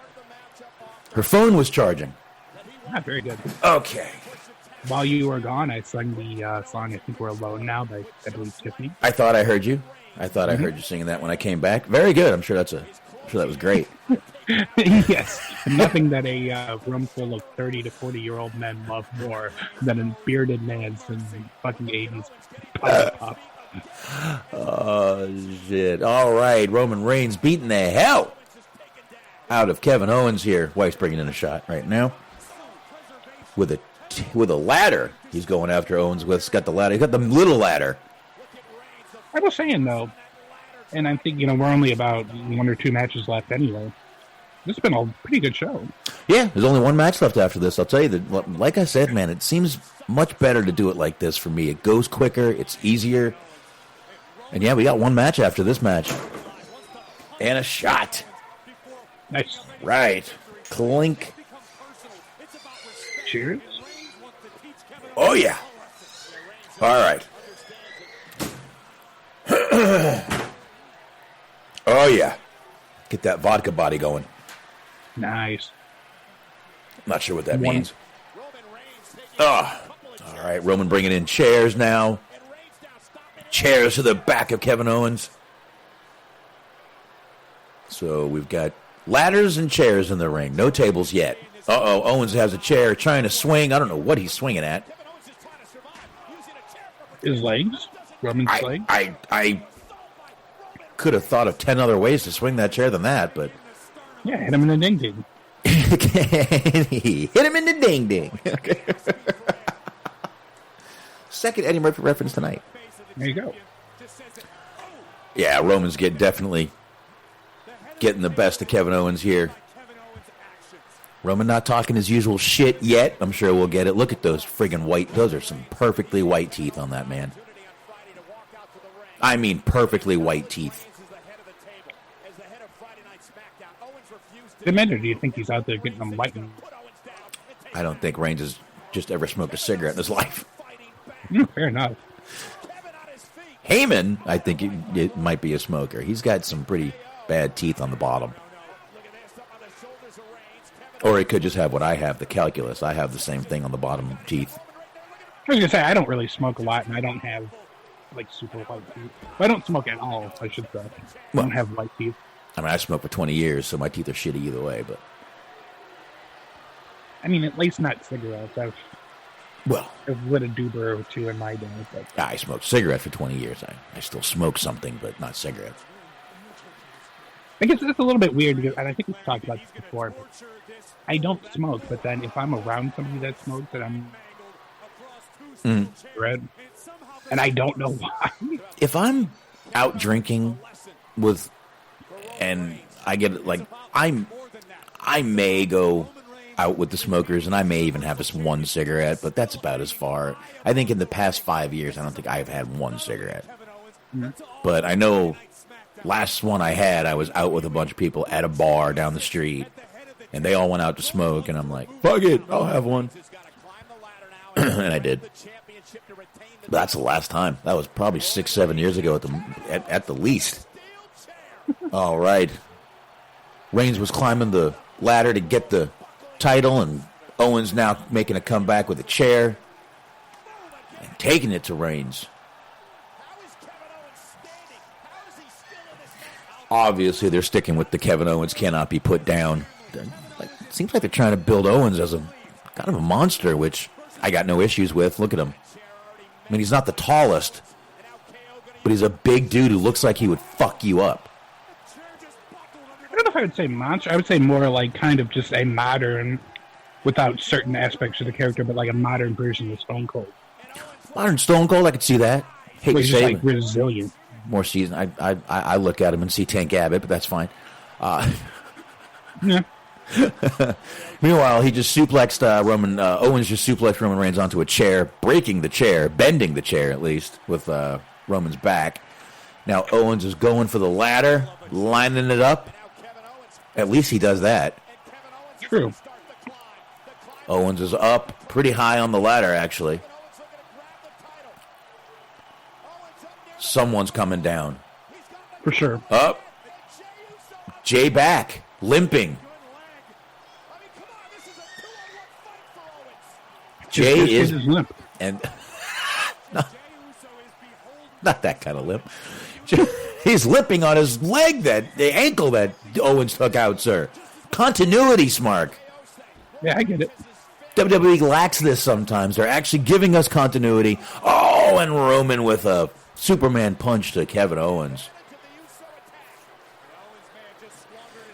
Man, I'll tell you, with this 2-on-1 beatdown, I'm almost thinking this may actually end up being Owens the way the storyline has been pushed. It could. He could. He could. They're kind of, you're right. They're kind of building it up. I'm hoping I'm wrong here. I'm hoping we're both wrong that it's not going to be Roman, but I don't know. Just the way they're building this right now, I'm looking. This 2-on-1, they've been kind of making Kevin Owens the guy that can persevere and not be taken down, whatever, the martyr, like Paul Heyman was saying Friday night. I don't know, man. If it was, I would be fine. I'd be no problem being wrong on this one. All right, we got Jay getting tables into the ring. I just don't see him losing until like at least WrestleMania. I don't either, but you got to remember. Another thing though that we don't see from them often is usually when somebody loses, they end up looking dumb. I think they're just doing their best to hedge their bets and make bold. Well, losing is one thing, but it's not a match where you have to be pinned. Right. So, you see where I'm going? I don't know.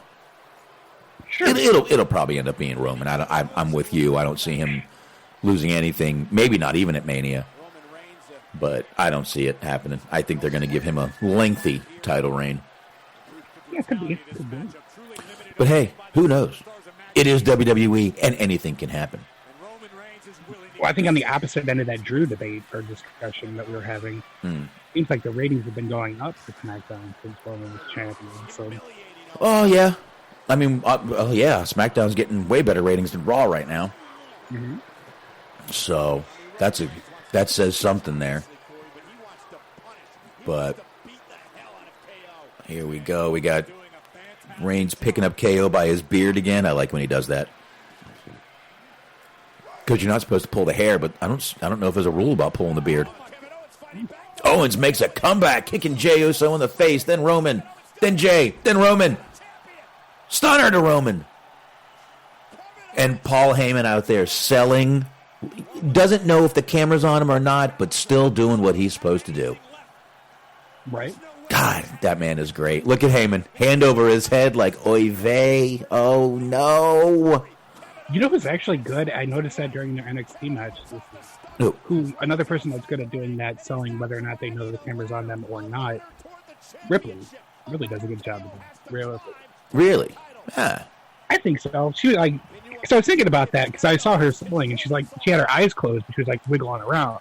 So it's like she has no idea of knowing whether or not the camera's on her or not. Ooh. Theoretically, you should be selling the entire time, just in case. I'd like to make her eyes close and wiggle around. Anyway, side note.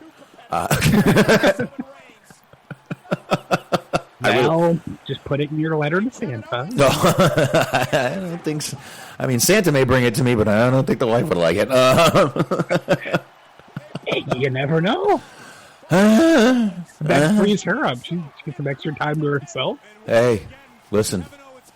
If that were to happen, Take a spa day. I would take a week off this show if that should happen. Okay. Just celebrate.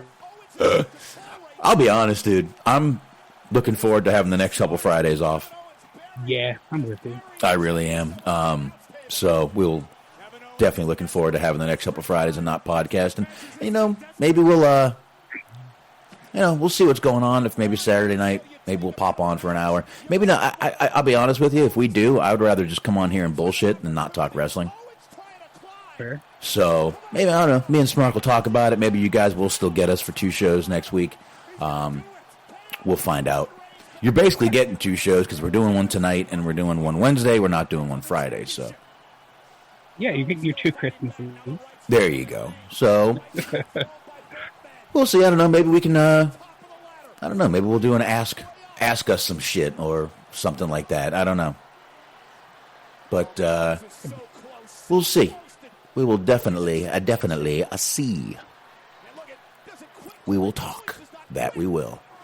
All right, back to this match. We got now we're getting into a back and forth, sort of a 50-50 kind of match right here. Little, Reigns gets a punch, Owens gets a punch. Owens looking a little haggard.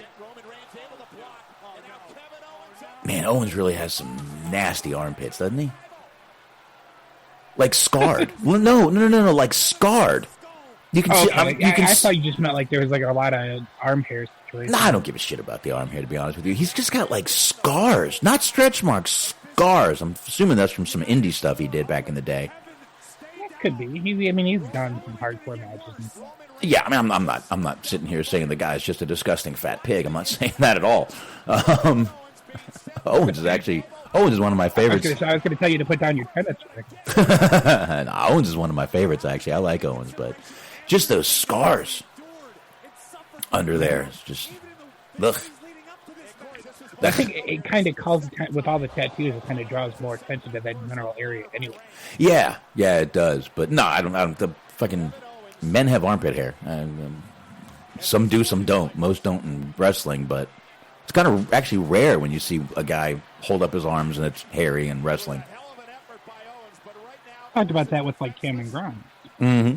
He's like super like hairy and he gets all sweaty and it's all like wet and gross. It looks like a fucking sopping wet carpet. Yeah, it looks like Sacha Baron Corbin's actually watching Walker, Texas Ranger. Is that the new one or the Chuck Norris? Now, by the way, Chuck Norris on Cameo. I just want to throw that out there. Chuck Norris is on Cameo. I gotta say, I really like his contributions tonight. I think Sacha just right in the middle of like this whole main event, like fuck this shit. I'm watching Walker Texas. Oh yeah. Sacha Baron Corbin reminds me of the guy that could be talking about something and then just go squirrel. Big glass of apple juice. My older one has literally done that. We've been driving in the car and we're talking and he'll go, "Oh, squirrel," and I'm like, "Oh my god." He just literally recreated the movie Up. Okay, he's watching the Chuck Norris one. Nice. My mom will do that with airplanes.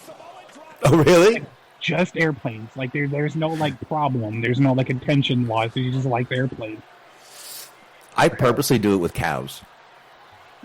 Well, because Texas is weird. You'll literally be driving down this beautiful residential neighborhoods, right?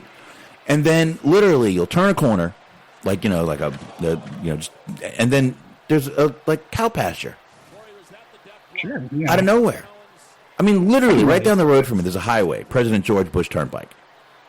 Mm-hmm. All right, you get off the highway, and I mean, this is city. I'm in the city, but there's a cow pasture right there on the right when you get off the exit. Bulls, actually, cows and bulls. Yeah, it's kind of like that around here too. You'll get like these like nice, like big brick houses and shit, and then like right next to them will be like acre or two of land somebody owns that has like llamas. Okay, the llamas, I've seen those, and we do have there's an alpaca farm about 3 miles west of us, an alpaca farm. So pretty cool though, man. Oh, Owens is just touching Roman Reigns' leg here, but enough to where Roman's laughing at him and saying, "This guy will not die." Roman was climbing the ladder. I like the laugh right there. This is good. This is good. Oh, Owens, dude, that table is set up in the corner. You know Owens is going through that. Mm-hmm. What other times? Who set it up? Do you remember? Do we remember? No, we were talking about cow farms or something. Maybe bulls. I feel like it all depends on who set it up. A lot of bull talk the last couple shows. Fridays we were talking about rodeos. Mm-hmm. Oh, well. I gotta admit, I like that. I kind of like that song by Garth Brooks, Rodeo. I kind of like that. In the name of duality, there's also a rap song by Juvenile called Rodeo that is also... Hey, guess who just went to the table in the corner of the ring? Kevin Owens. There you go. You called it. I sure did. There's something I can predict correctly. Spear. There's something I can do right. It's amazing how that folded over him so perfectly. It did, and Owens just doesn't care. He'll take it. Look at it. Look at him. Like an awning. It is. It's literally like an awning on top of him. A little house. A homeless person would be happy to have that over their head when it's raining. Sure. Yeah. See, once again, Owens has not died yet. Man, this got me. Ooh, Reigns just ripped open his left arm going through that table. Not bad. When are you going to die, you son of a bitch? That's what Roman just... shit. Owens is just standing there, literally trying to stand, holding himself up. He just told Roman to do something. This is some great facial reaction. I think he just said, "Come." Look. Yeah, I think he said, "Spear me." He did. He said, "Spear me."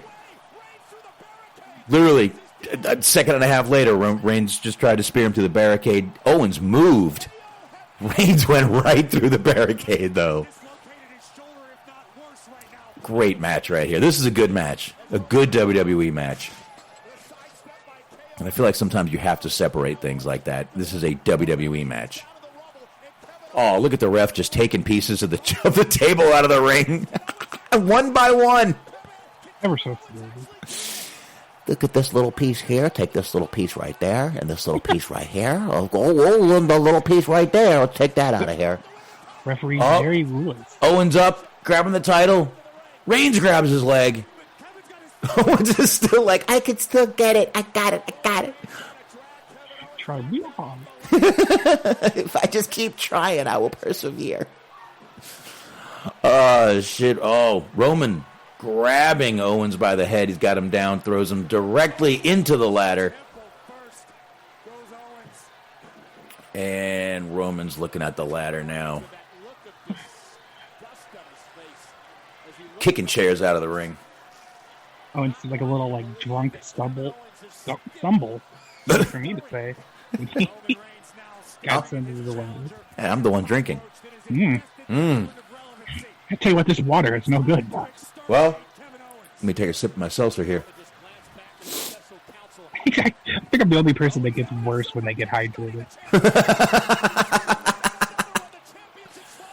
Oh, Owens kicking. One super kick to Reigns. Looking for the pop-up powerbomb. No! Roman turns it into a Superman punch, but Owens is still on one knee. It was a good counter. I like it. Pop-up powerbomb through a table. Owens! Yes, puts Reigns through a table. Reigns got a little scratch on his back there from that. There you go, Kevin. Set that ladder up. Really liking this match so far. I think this might have been so far the best match on the show. Yeah, I could go with that. They're doing a good job of what would seemingly be an obvious result, but making us kind of suspend our disbelief that it could possibly go the other way. Well, they're telling the whole story with Kevin Owens not dying. He won't die no matter what happens, and now he's fumbling for the title. And there's Jay again.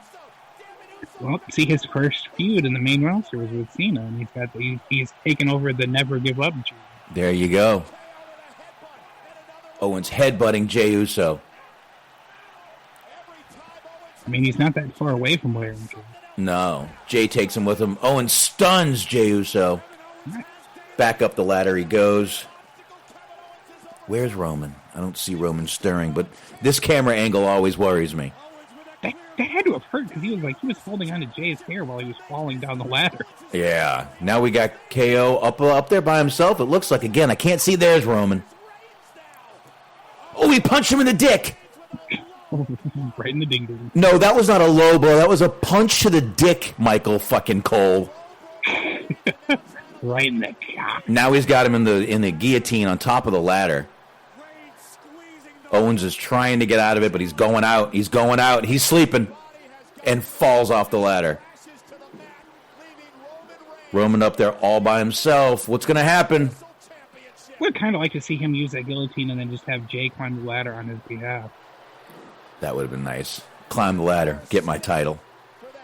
That would be really good, but they're not going to do that. There we go. Roman Reigns up there by himself. Looks like he's grabbing it. He's unsnapping it, and we're done. Roman Reigns wins. So we both got that one. No Jimmy Uso.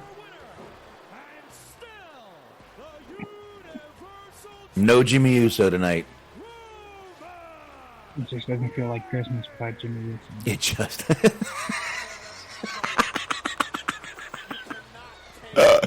I don't know about all that.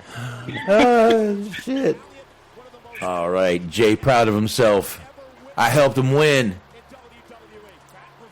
Paul Heyman in the ring. You did it, brother. You did it. Great match. Match of the night so far. We got one match left, which could outdo it. But we're going to have to be counting on Randy Orton now to do that. And it depends on what Randy Orton we're going to get tonight. But right now, excellent match.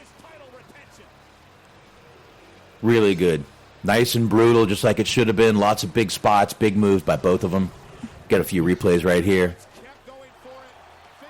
Owens again, just barely being able to being able to lie down long enough for Roman to win.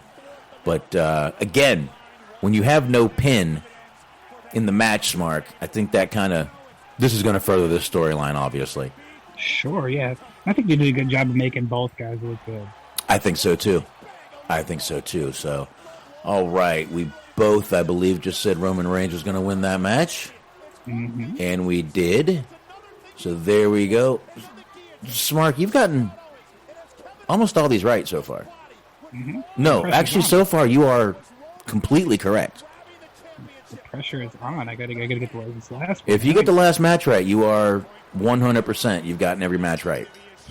I have missed 2 so far. But so far, you are 100% as of right now, sir. All right. And again, Owens is still up. Just not dead.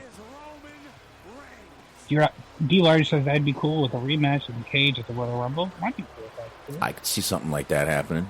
Yeah. Nice match. You knew there was going to be fucker. You knew Jey Uso was going to get involved, so you can't be surprised or pissed at it. It's been the way the matches have been going, so. Good shit. Reigns still doesn't look happy, though. Paul Heyman. Up. There we go. Reigns slides the title over his shoulder. Throws back his hair even wetter than it was when he started. All right.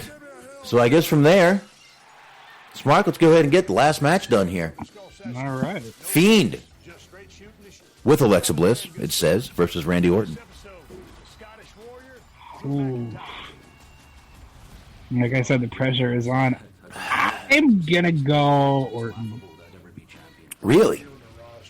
Yeah. Okay. I don't think he should win, but... All right. Orton, you say?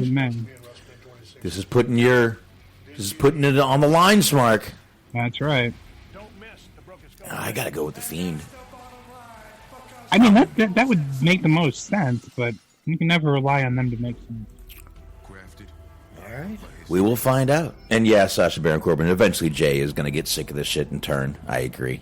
He will definitely turn on Roman eventually, which will bring a whole other storyline on, which won't be that bad. Sure. So, all right. They're doing a little commercial here for the championships. I mean, maybe that's the WrestleMania feud. You never know. I could see it. I just don't care to see The Rock back. I just don't. Yeah, I mean, I see what you're saying. Promos would be great. I know it. Everything would be really good, but Rock's a movie star now. There's no reason to have him there. Right. No reason. So, all right. Once again, this is the last match on a pay-per-view of 2020 right here. Prepare for it, folks. We got 2021 coming up soon. This sets the tone for the rest of for the beginning of next year. Yeah, we'll see. Ah, they're showing the carnage from the last match. Joe was like, "You mean I have to stand for this shit? I gotta stand." I do like that. That's Vic Joseph, right? And Byron Saxton have almost the same tie on, except their lines are different in their ties. Joe kind of looks like the kid that got in trouble at school, and now he has to make a case.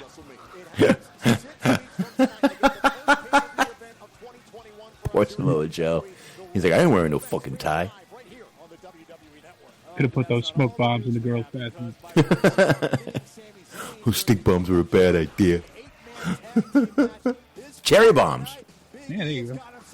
There we go. We already got an intercontinental match of Big E and Sammy for Friday night. We will not be on for Christmas. Nope. Yeah, that is Christmas, isn't it? Huh? That is Christmas Day. Yeah, I might have to not. That is Christmas Day. I'll record it and go from there. And yeah, I'll probably watch it Saturday or Sunday, but I'll be too busy playing for my toy train. Aw, there you go, toy trades. Oh, Jesus. All right, so they're doing this Firefly Carol again,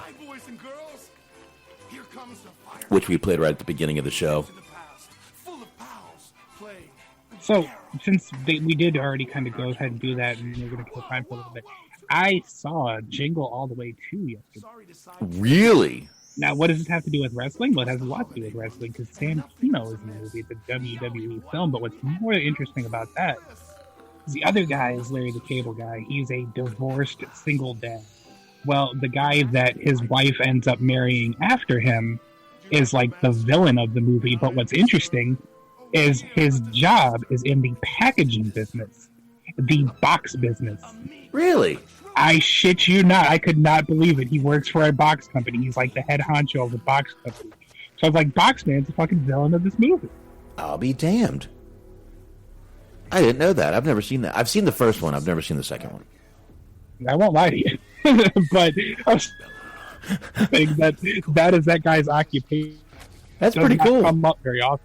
No, that's pretty cool, though. You're right. There's not a lot of people that are in the box business. It's a strange business, but really think about it. What do you buy that's not in some sort of box? Sure. Yeah. Those boxes with all the colors and all that. I do those. That's a label on top of the box, a litho label actually. Can do those regular boxes, and you got to realize those little boxes get packed in bigger boxes. Yeah. So, not the funniest business. It definitely sounds like a weird nickel and dime business, but everything you buy is in packaging, and I don't just stop at boxes. I do plastics and the small stuff, stretch wrap, tape, stuff like that. But I mean, companies can go through 3-4 pallets a month in tape. Oh, sure. So, I used to work for a FedEx, like a FedEx store. Mm-hmm. And we did a lot of, we would box shit in-house. So, you had something you wanted to send for, Christmas or birthday or whatever. You bring it in. I did, a fucking guitar one time. This shit is not easy. But to your point, I know that there's, those kind of supplies. Tape, the shrink wrap, all that. Mm-hmm. Yep. Do all that. Shrink wrap, stretch wrap, machine stretch wrap. Sure. I mean, packaging's a weird business because people just think you're in the box business, but packaging is way more than that. Foam, trays that go in, those little plastic trays and things like that. Clamshells, those little things that are hanging on the shelf that are a pain in the balls to open when you get the little plastic thing home. Mm-hmm. They're sonic welded. Literally, that's what they are. They're sonic welded. Do all that stuff, man. And fulfillment. Got an uncle that's involved in. Yeah, I do fulfillment too. I got three places that are involved that help me out do fulfillment. Very nice. And my brother-in-law is involved in fulfillment, so sometimes he actually does my work too. Nice. His pricing sucks. Too high or too low? Always too high. And I'll tell him, and he'll be like, "Well, go to the other guy." I'm like, "Well, I am." I am. What the fuck? I'm gonna. All right, Firefly Inferno. Look at Mike Roman there, looking like Corey Graves' twin. Mike Roman. Fun fact: his wife or girlfriend was allegedly used to be a e-girl. A what? E-girl, girl on the internet who makes money by showcasing her little OnlyFans chick. Yeah, Hey, I got no problem with that. Let's find her name and see what she has. Oh, I could easily do that. I saw somebody mention that offhandedly on a wrestling website. I was like, I didn't even really know who Mike Rome was. Who cares? Yeah. I mean, Gallows is married to ex-porn star April Hunter. Who cares? Mm-hmm. Who cares? So, all right. Got Randy coming. We're getting slow brooding Randy. That worries me a little bit. But he's talking to himself. That's all right. In the name of preserving my perfect streak, I'm going to need him to take that hoodie off. Hold on. Because if he leaves that hoodie on, I might be screwed. Nah, it's coming off. Probably cold, man. Well, I'm saying I don't need him wearing any potentially fire retardant things, because that would indicate. Reeves says that Mike Rome doesn't have baby teeth like Graves. I never noticed Graves has baby teeth. I think saying any grown man has baby teeth is just fucking funny to me. That sounds like some shit that you would say, like that would start a fight at a bar that you wouldn't expect. Like, motherfucker, you got baby teeth. Bitch, who you talking to? That's funny. All right. And there was another girl in the corner there with a Brazilian flag. A lot of Brazilian flags I've seen tonight on this show. Also, seemingly a lot of also Brazilian women on the show, which is thumbs up for me. That's fine with me. Had a Brazilian chick once. Very nice. She left a note on my car in an apartment building. Like a death threat or a love letter? Oh. A bit of both, right? Enough to where she came over the next night and we had a great time. There you go. Then did she give you like one of those where like it's like a block of wood and one side's painted green, one side's painted red? When you want her to stop, you just turn it to the red? No. It wasn't a steakhouse. But she about 3 months later, she decided to tell me she was married and her husband was coming back. Oh boy! I literally got a call from her husband, and I can prove this if you really need me to. I asked him, "Where have you been while I've been dicking your wife down?" Going at him Tupac style. And also told him I would cut his Portuguese throat out if he'd come to my house. My name is Eldo Montoya. Oh, my wife. I told him I'll give him fucking directions to my house. Bring it on, motherfucker. Come try to fuck with me. I said, your girl left me a note basically saying, wanna fuck. On my car. I have the note. It's got those square boxes where you can check yes, no, or maybe. She liked to bite though. I don't like the biting. She liked to bite. You gotta take your lashes. Gotta pay your dues. Oh, it was all right. She would literally like clamp down on a nipple, and you're like,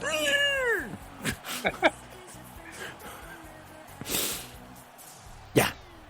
Did she have baby teeth? No. But it was interesting. It was definitely interesting. Okay, so what part of this is going to start on fire? Is the question. I don't know yet. Because it doesn't seem like they have that little rig that they usually have set up. Yeah, I don't see the chutes for the flames down there either. Yeah, that's what I was talking about. Yeah, I'm talking about the same thing. Yeah, I don't see him at all. So we'll see what happens here. But we got the Fiend coming down right now. He's out there with his little lantern, the headless lantern.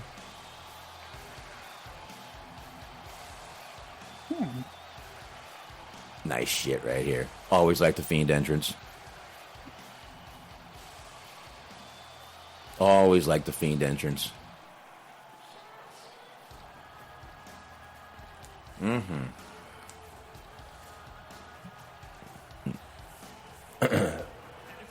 Okay, that little thing right there is not helping me. That'll give you a slight seizure for a second. All right, so the Fiend is now walking slow and brooding to the ring. Ah, boy, these entrances. I tell you what. Tell me. Oh, well, I was not prepared for that. Well, nobody ever pressed Hank Hill, Francis. Well, you say I'll tell you what. I'm going to ask, what the fuck? Tell me. Well, still kind of, my mind was stuck in the whole Brazilian thing. Well, I had never talked to Hank Hill. I'll fucking ask him, what the hell? Fucking tell me what, bitch. Is he not your neighbor? I mean, it is Texas over there. No, my neighbors are nowhere close to that. Both my neighbors are... Actually, my neighbors over here on this side of me are Latino, and these neighbors over here on the left side of me, they're a black couple. They're very nice, though. I took both of their daughters to prom in my limo. Terrified in my limo. Well, I still have... That led to potentially dicey situations. Like, I took both of their daughters to prom, but, my dad bought the limo from me, and it just sits at the farm now. We don't really drive it much anymore. There you go. I didn't didn't want to deal with it anymore. And every time this stupid driver took it out, he'd break down in it. And I do remember you talking about that quite a bit. Dude, it was 4 a.m. when I got a call from this fucking guy, and I had to go pick him up. And I'd been drinking all night. I was literally driving there, and I gave him my keys and said, "You're fucking driving home, dude." It's nigh on a miracle that I arrived to. I slept the whole ride home and then drove myself home. I had brought 3 waters with me. I'm like, fuck, I gotta wake up. I can't do that, man. So it was pretty much after 3 nights of doing that, not in a row, but 3 times that happened. And one night I almost had to fucking get out of one Friday I almost had to leave this show to do it. I remember, I think. Told him to go fuck himself. Find a way to get the bitch started, or fucking call the Uber. I'll pay for the Uber, but I ain't coming to get you, dude. Lock it up and leave it somewhere. So it was. I had to get rid of that. Anyway, we got this match jumping on right here. Fiend, Randy Orton, the last pay-per-view match of 2020 we are going to see. Be hilarious if it's they snuck in a pay-per-view this week.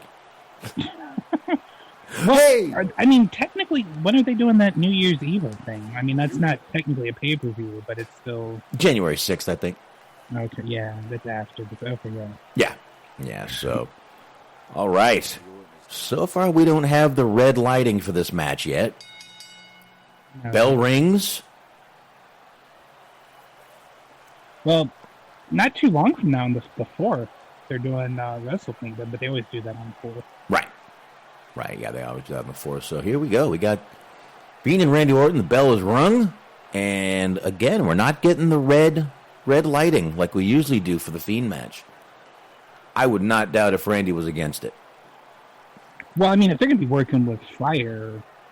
True. Maybe not the best idea to have fucking mood lighting. Although... Let's see what happens, because this is supposed to be an Inferno match. And again, I don't see the chutes around the ring. It's got to be leading to something, because some of this had to have been pre-recorded. Because that's what I thought it was all going to be pre-recorded. Little cinematic coming in here somewhere. We'll find out. Meanwhile, Randy still has the hoodie on, Smark. He's still got the hoodie on, Smark. Yeah, but I like it. Me a little nervous. I like it, though, the hoodie of the Legend Killer with the hash marks on it. It's not a bad design. Yeah, you're right. No. Every time he hits the Fiend laughs, and he's sticking his tongue out through the mask. I don't like the tongue thing. You don't?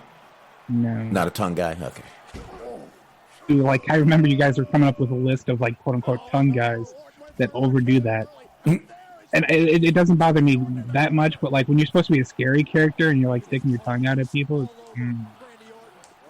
I mean, X-Pac is number 1, obviously. Pentagon does that a lot in photos. Not so much on television, but there's a lot of photos of them just Yeah, and X-Pac is... I mean, he can't keep his tongue in his mouth ever. No.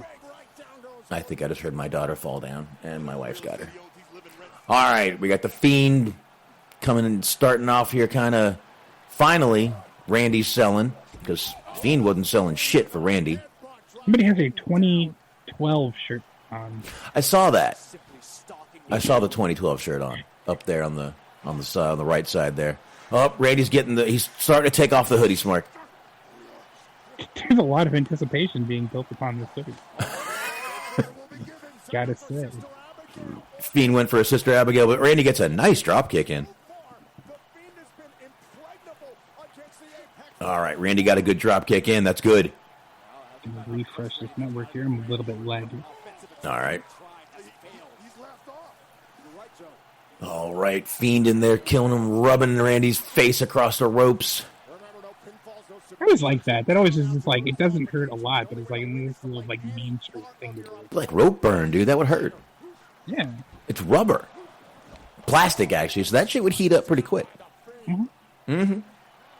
Well, plus it's apparently kind of thin, too. Right.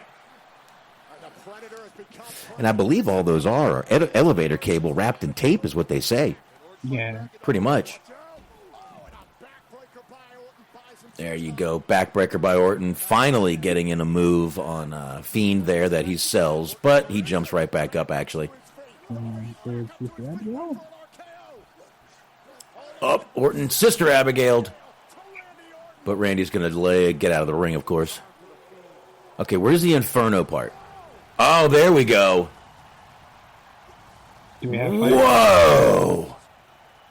No, we have fire. We have a lot of fire. The whole outside of the ring is on fire. Jesus! Careful, you're going to fucking burn Michael Cole's time.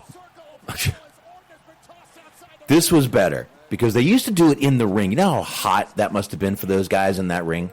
Oh, yeah, for sure. I mean, this is still hot, I'm sure, because they got a lot of flames out there. You can see them, but this has to be better. Like that first one that they did with Undertaker and Kane. Like, and then the Undertaker, like, dove over the ring, over the ring ropes, and obviously, but still, wasn't completely safe. No, but this is really cool the way they have this set up, especially with the like lines of it there. Oh, the like posts that are set on fire. This is a cool Inferno match. Did you spill all that? Spilled my... You could have taken the one you spilled. I'm kidding. The season of giving, indeed. Yes, the season of giving, Smart. You ran into the wall? We've lived here 12 years. Okay. I forgot there was a wall there. Honestly, I think it gets worse the longer you live somewhere. Granted, you stop paying attention. Maybe. I don't know. My wife is the clumsiest person I've met, dude. Sure. My wife can hurt herself pouring a shot. Like, literally. Just pouring one, she can hurt herself. So, I don't know. But all right. Oh, shit, now we're turning into a strap match. Indeed.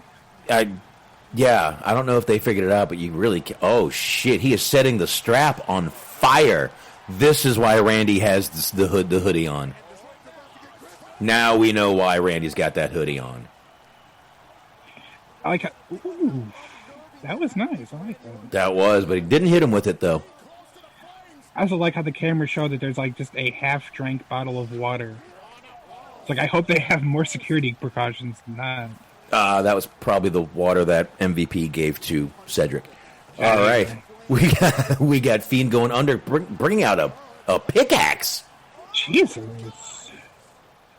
Which, wow, they are getting... Just some casual attempted manslaughter. The match is... I'm sorry, not the match. The pickaxe is stuck in a... Bray is trying to get it, but it's stuck in the barricade. He has Orton help him. Excuse me, friend. No, I can't fucking help you. What is everybody's problem? I'm trying to do my job. All right, so far I am impressed with how they're doing this Inferno match. Wasn't expecting the fire right... There is some right outside the ring there, though. You got the rocking chair. Coming out of those boxes right there. He's got the rocking chair and a gas can. Can I set the old rocking chair on fire? He is setting the rocking chair on fire. I wonder... Oh, he's walking. He's setting a line. It's like playing GTA 5 right now. God, I temporarily like swapped consciousness for a second because I'm watching this and I'm sitting there thinking, I'm like, man, this is sending a bad message to kids. Like, I temporarily turned into a dad for a second. I was like, man, probably shouldn't be showing this. And I like there in the moves, the flames are lifting. I'll bet some of the people on looking behind that camera aren't very happy to be trying to look through those flames, but... All right, Orton is in the gas-covered chair. Sitting in there right now. Fiend is looking. And he has a Zippo. They use a lot of Zippo lighters. I mean, Zippos are like $20, dude. Man, them's expensive. But they're also windproof. Oh, shit, the chair is getting lit on fire. No, Randy gets out of the chair. Holy shit, that was... Okay, they've got the chair covered in the jelly. See the jelly on the chair? Yeah. It's going to burn longer. And Fiend is laughing maniacally at this. Literally, Joe just said exactly what I said, if you didn't hear that.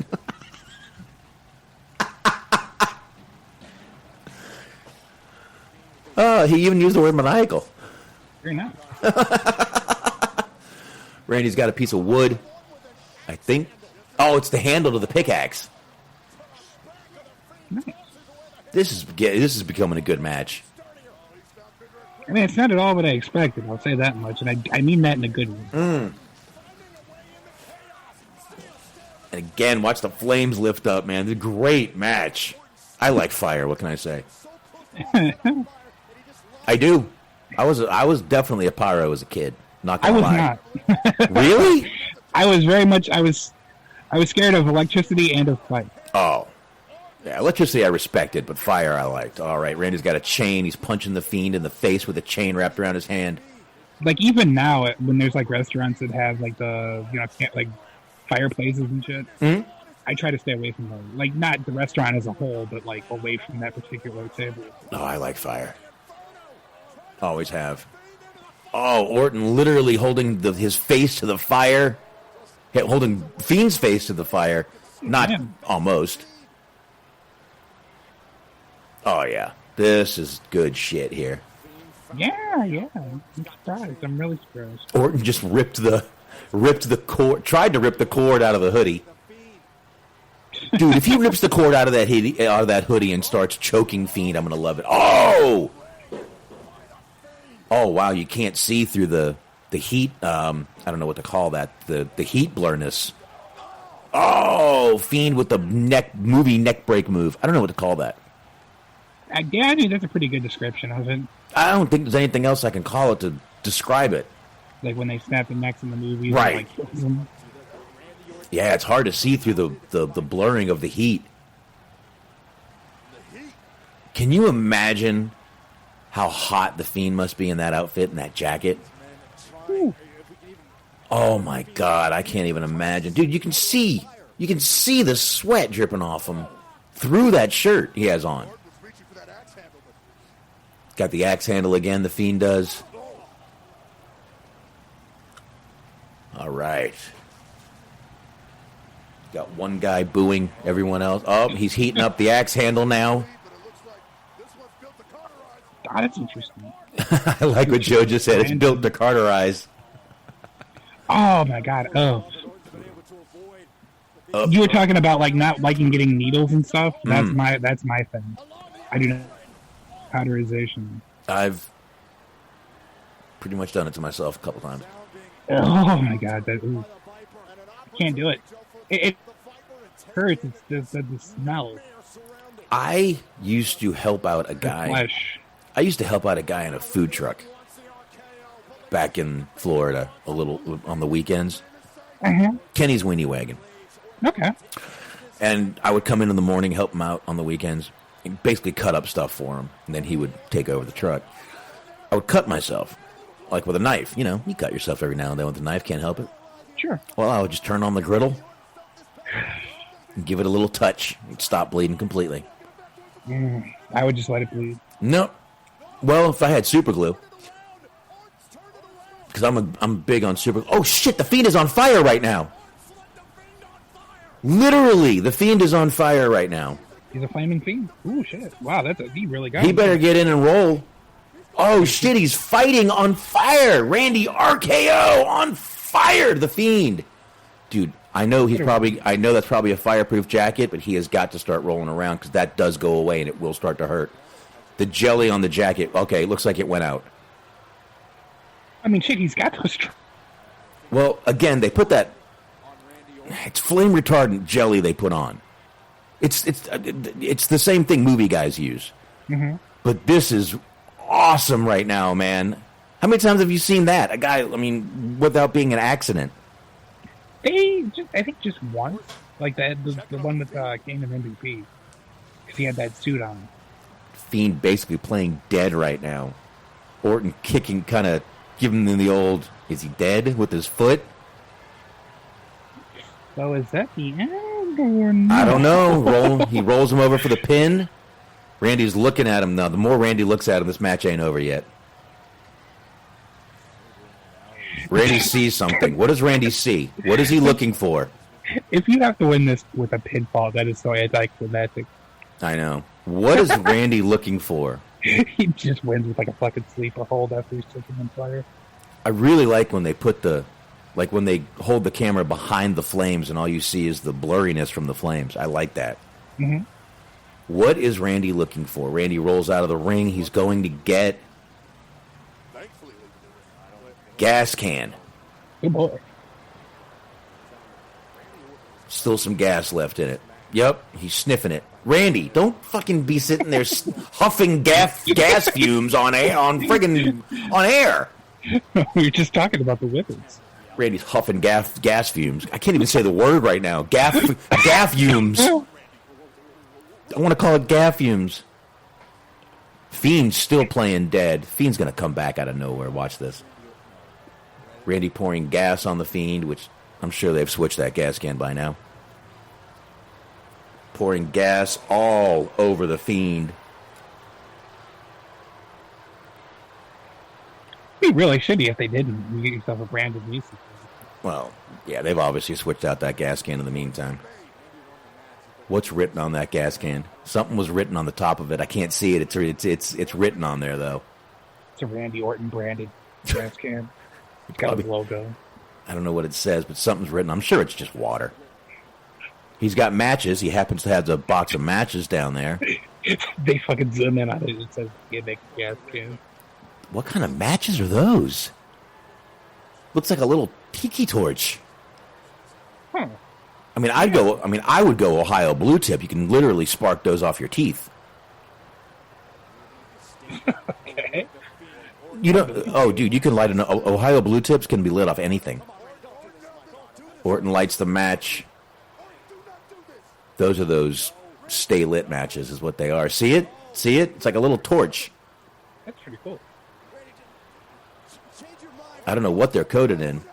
Probably just sulfur coated. Randy, drop it. It's about to go out.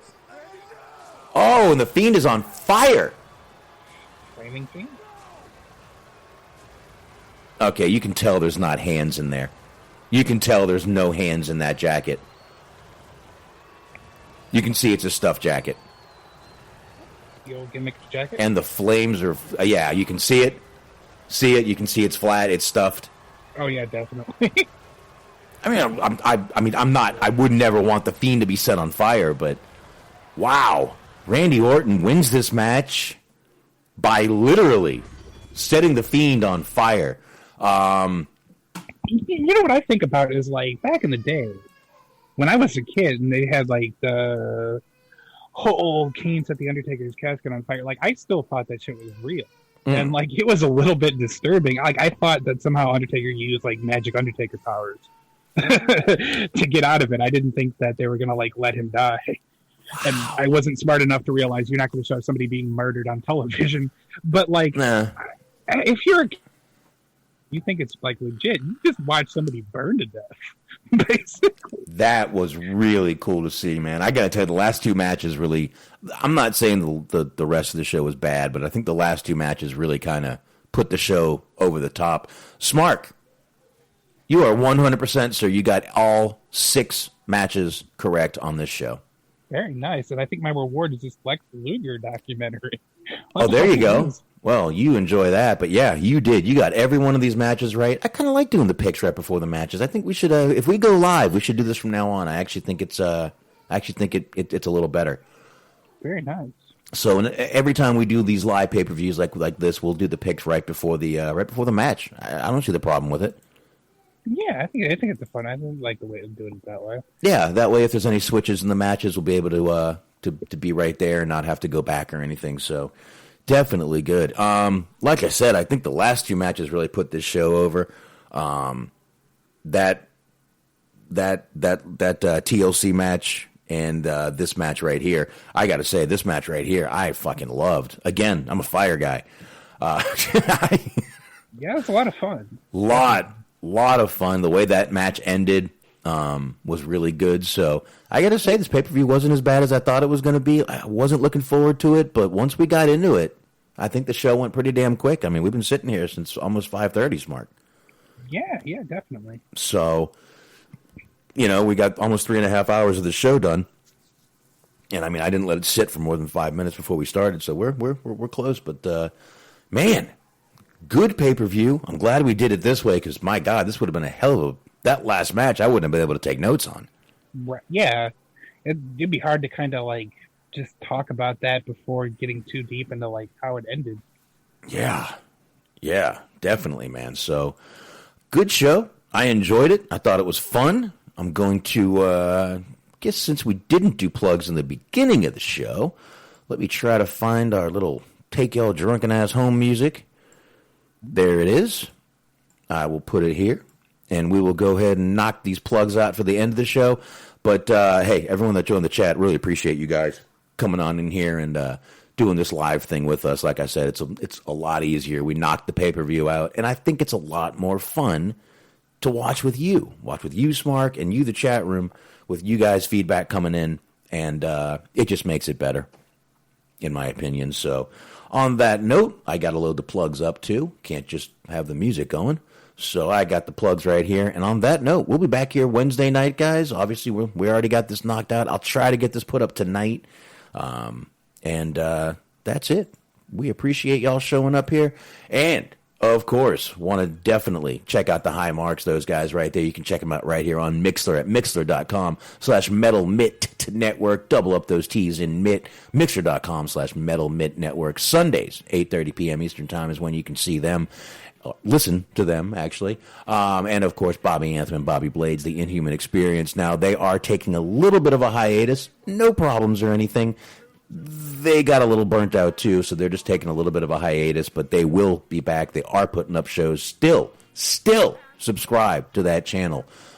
You will not be disappointed. And the Unscripted Wrestling Podcast, I want you to check out those guys, too. You can get them on Blog Talk Radio and all the usual podcast platforms. And Stephen Milan, appreciate you sharing the show, man. Really do. Letterboxd, BOXD.com/Stephen Milan. He's over there reviewing movies. You definitely want to go check him out over there. And you can follow us on Spreaker. You can get us on YouTube. You can get us on Stitcher, iHeart, Spotify, Google, TuneIn, Player FM. And if you want to send us an email, dirtsheetdude@gmail.com. Go ahead, Smart. Yes, sir. Mondays, 8:30 on the Metal Mitt Podcast Network right here on Mixler. Cheese on Sports. Cheese Man of the Highlights. And, of course, be sure to check out our friends at Planet Raconteur. Season finale dropped. All 16 episodes are available for you to catch up or re-listen. However it is you choose to get down, go ahead and check them out wherever you get your podcasts. All right. There you go. Again, good show tonight. TLC was not a bad show at all. Appreciate everybody joining us tonight. And we are back Wednesday.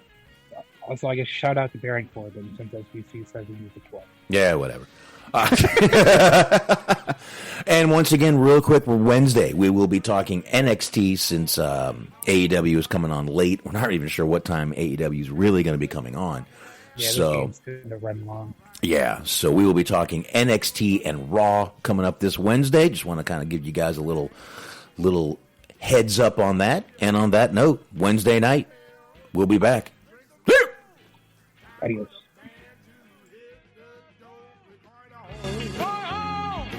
It's time to take the band home.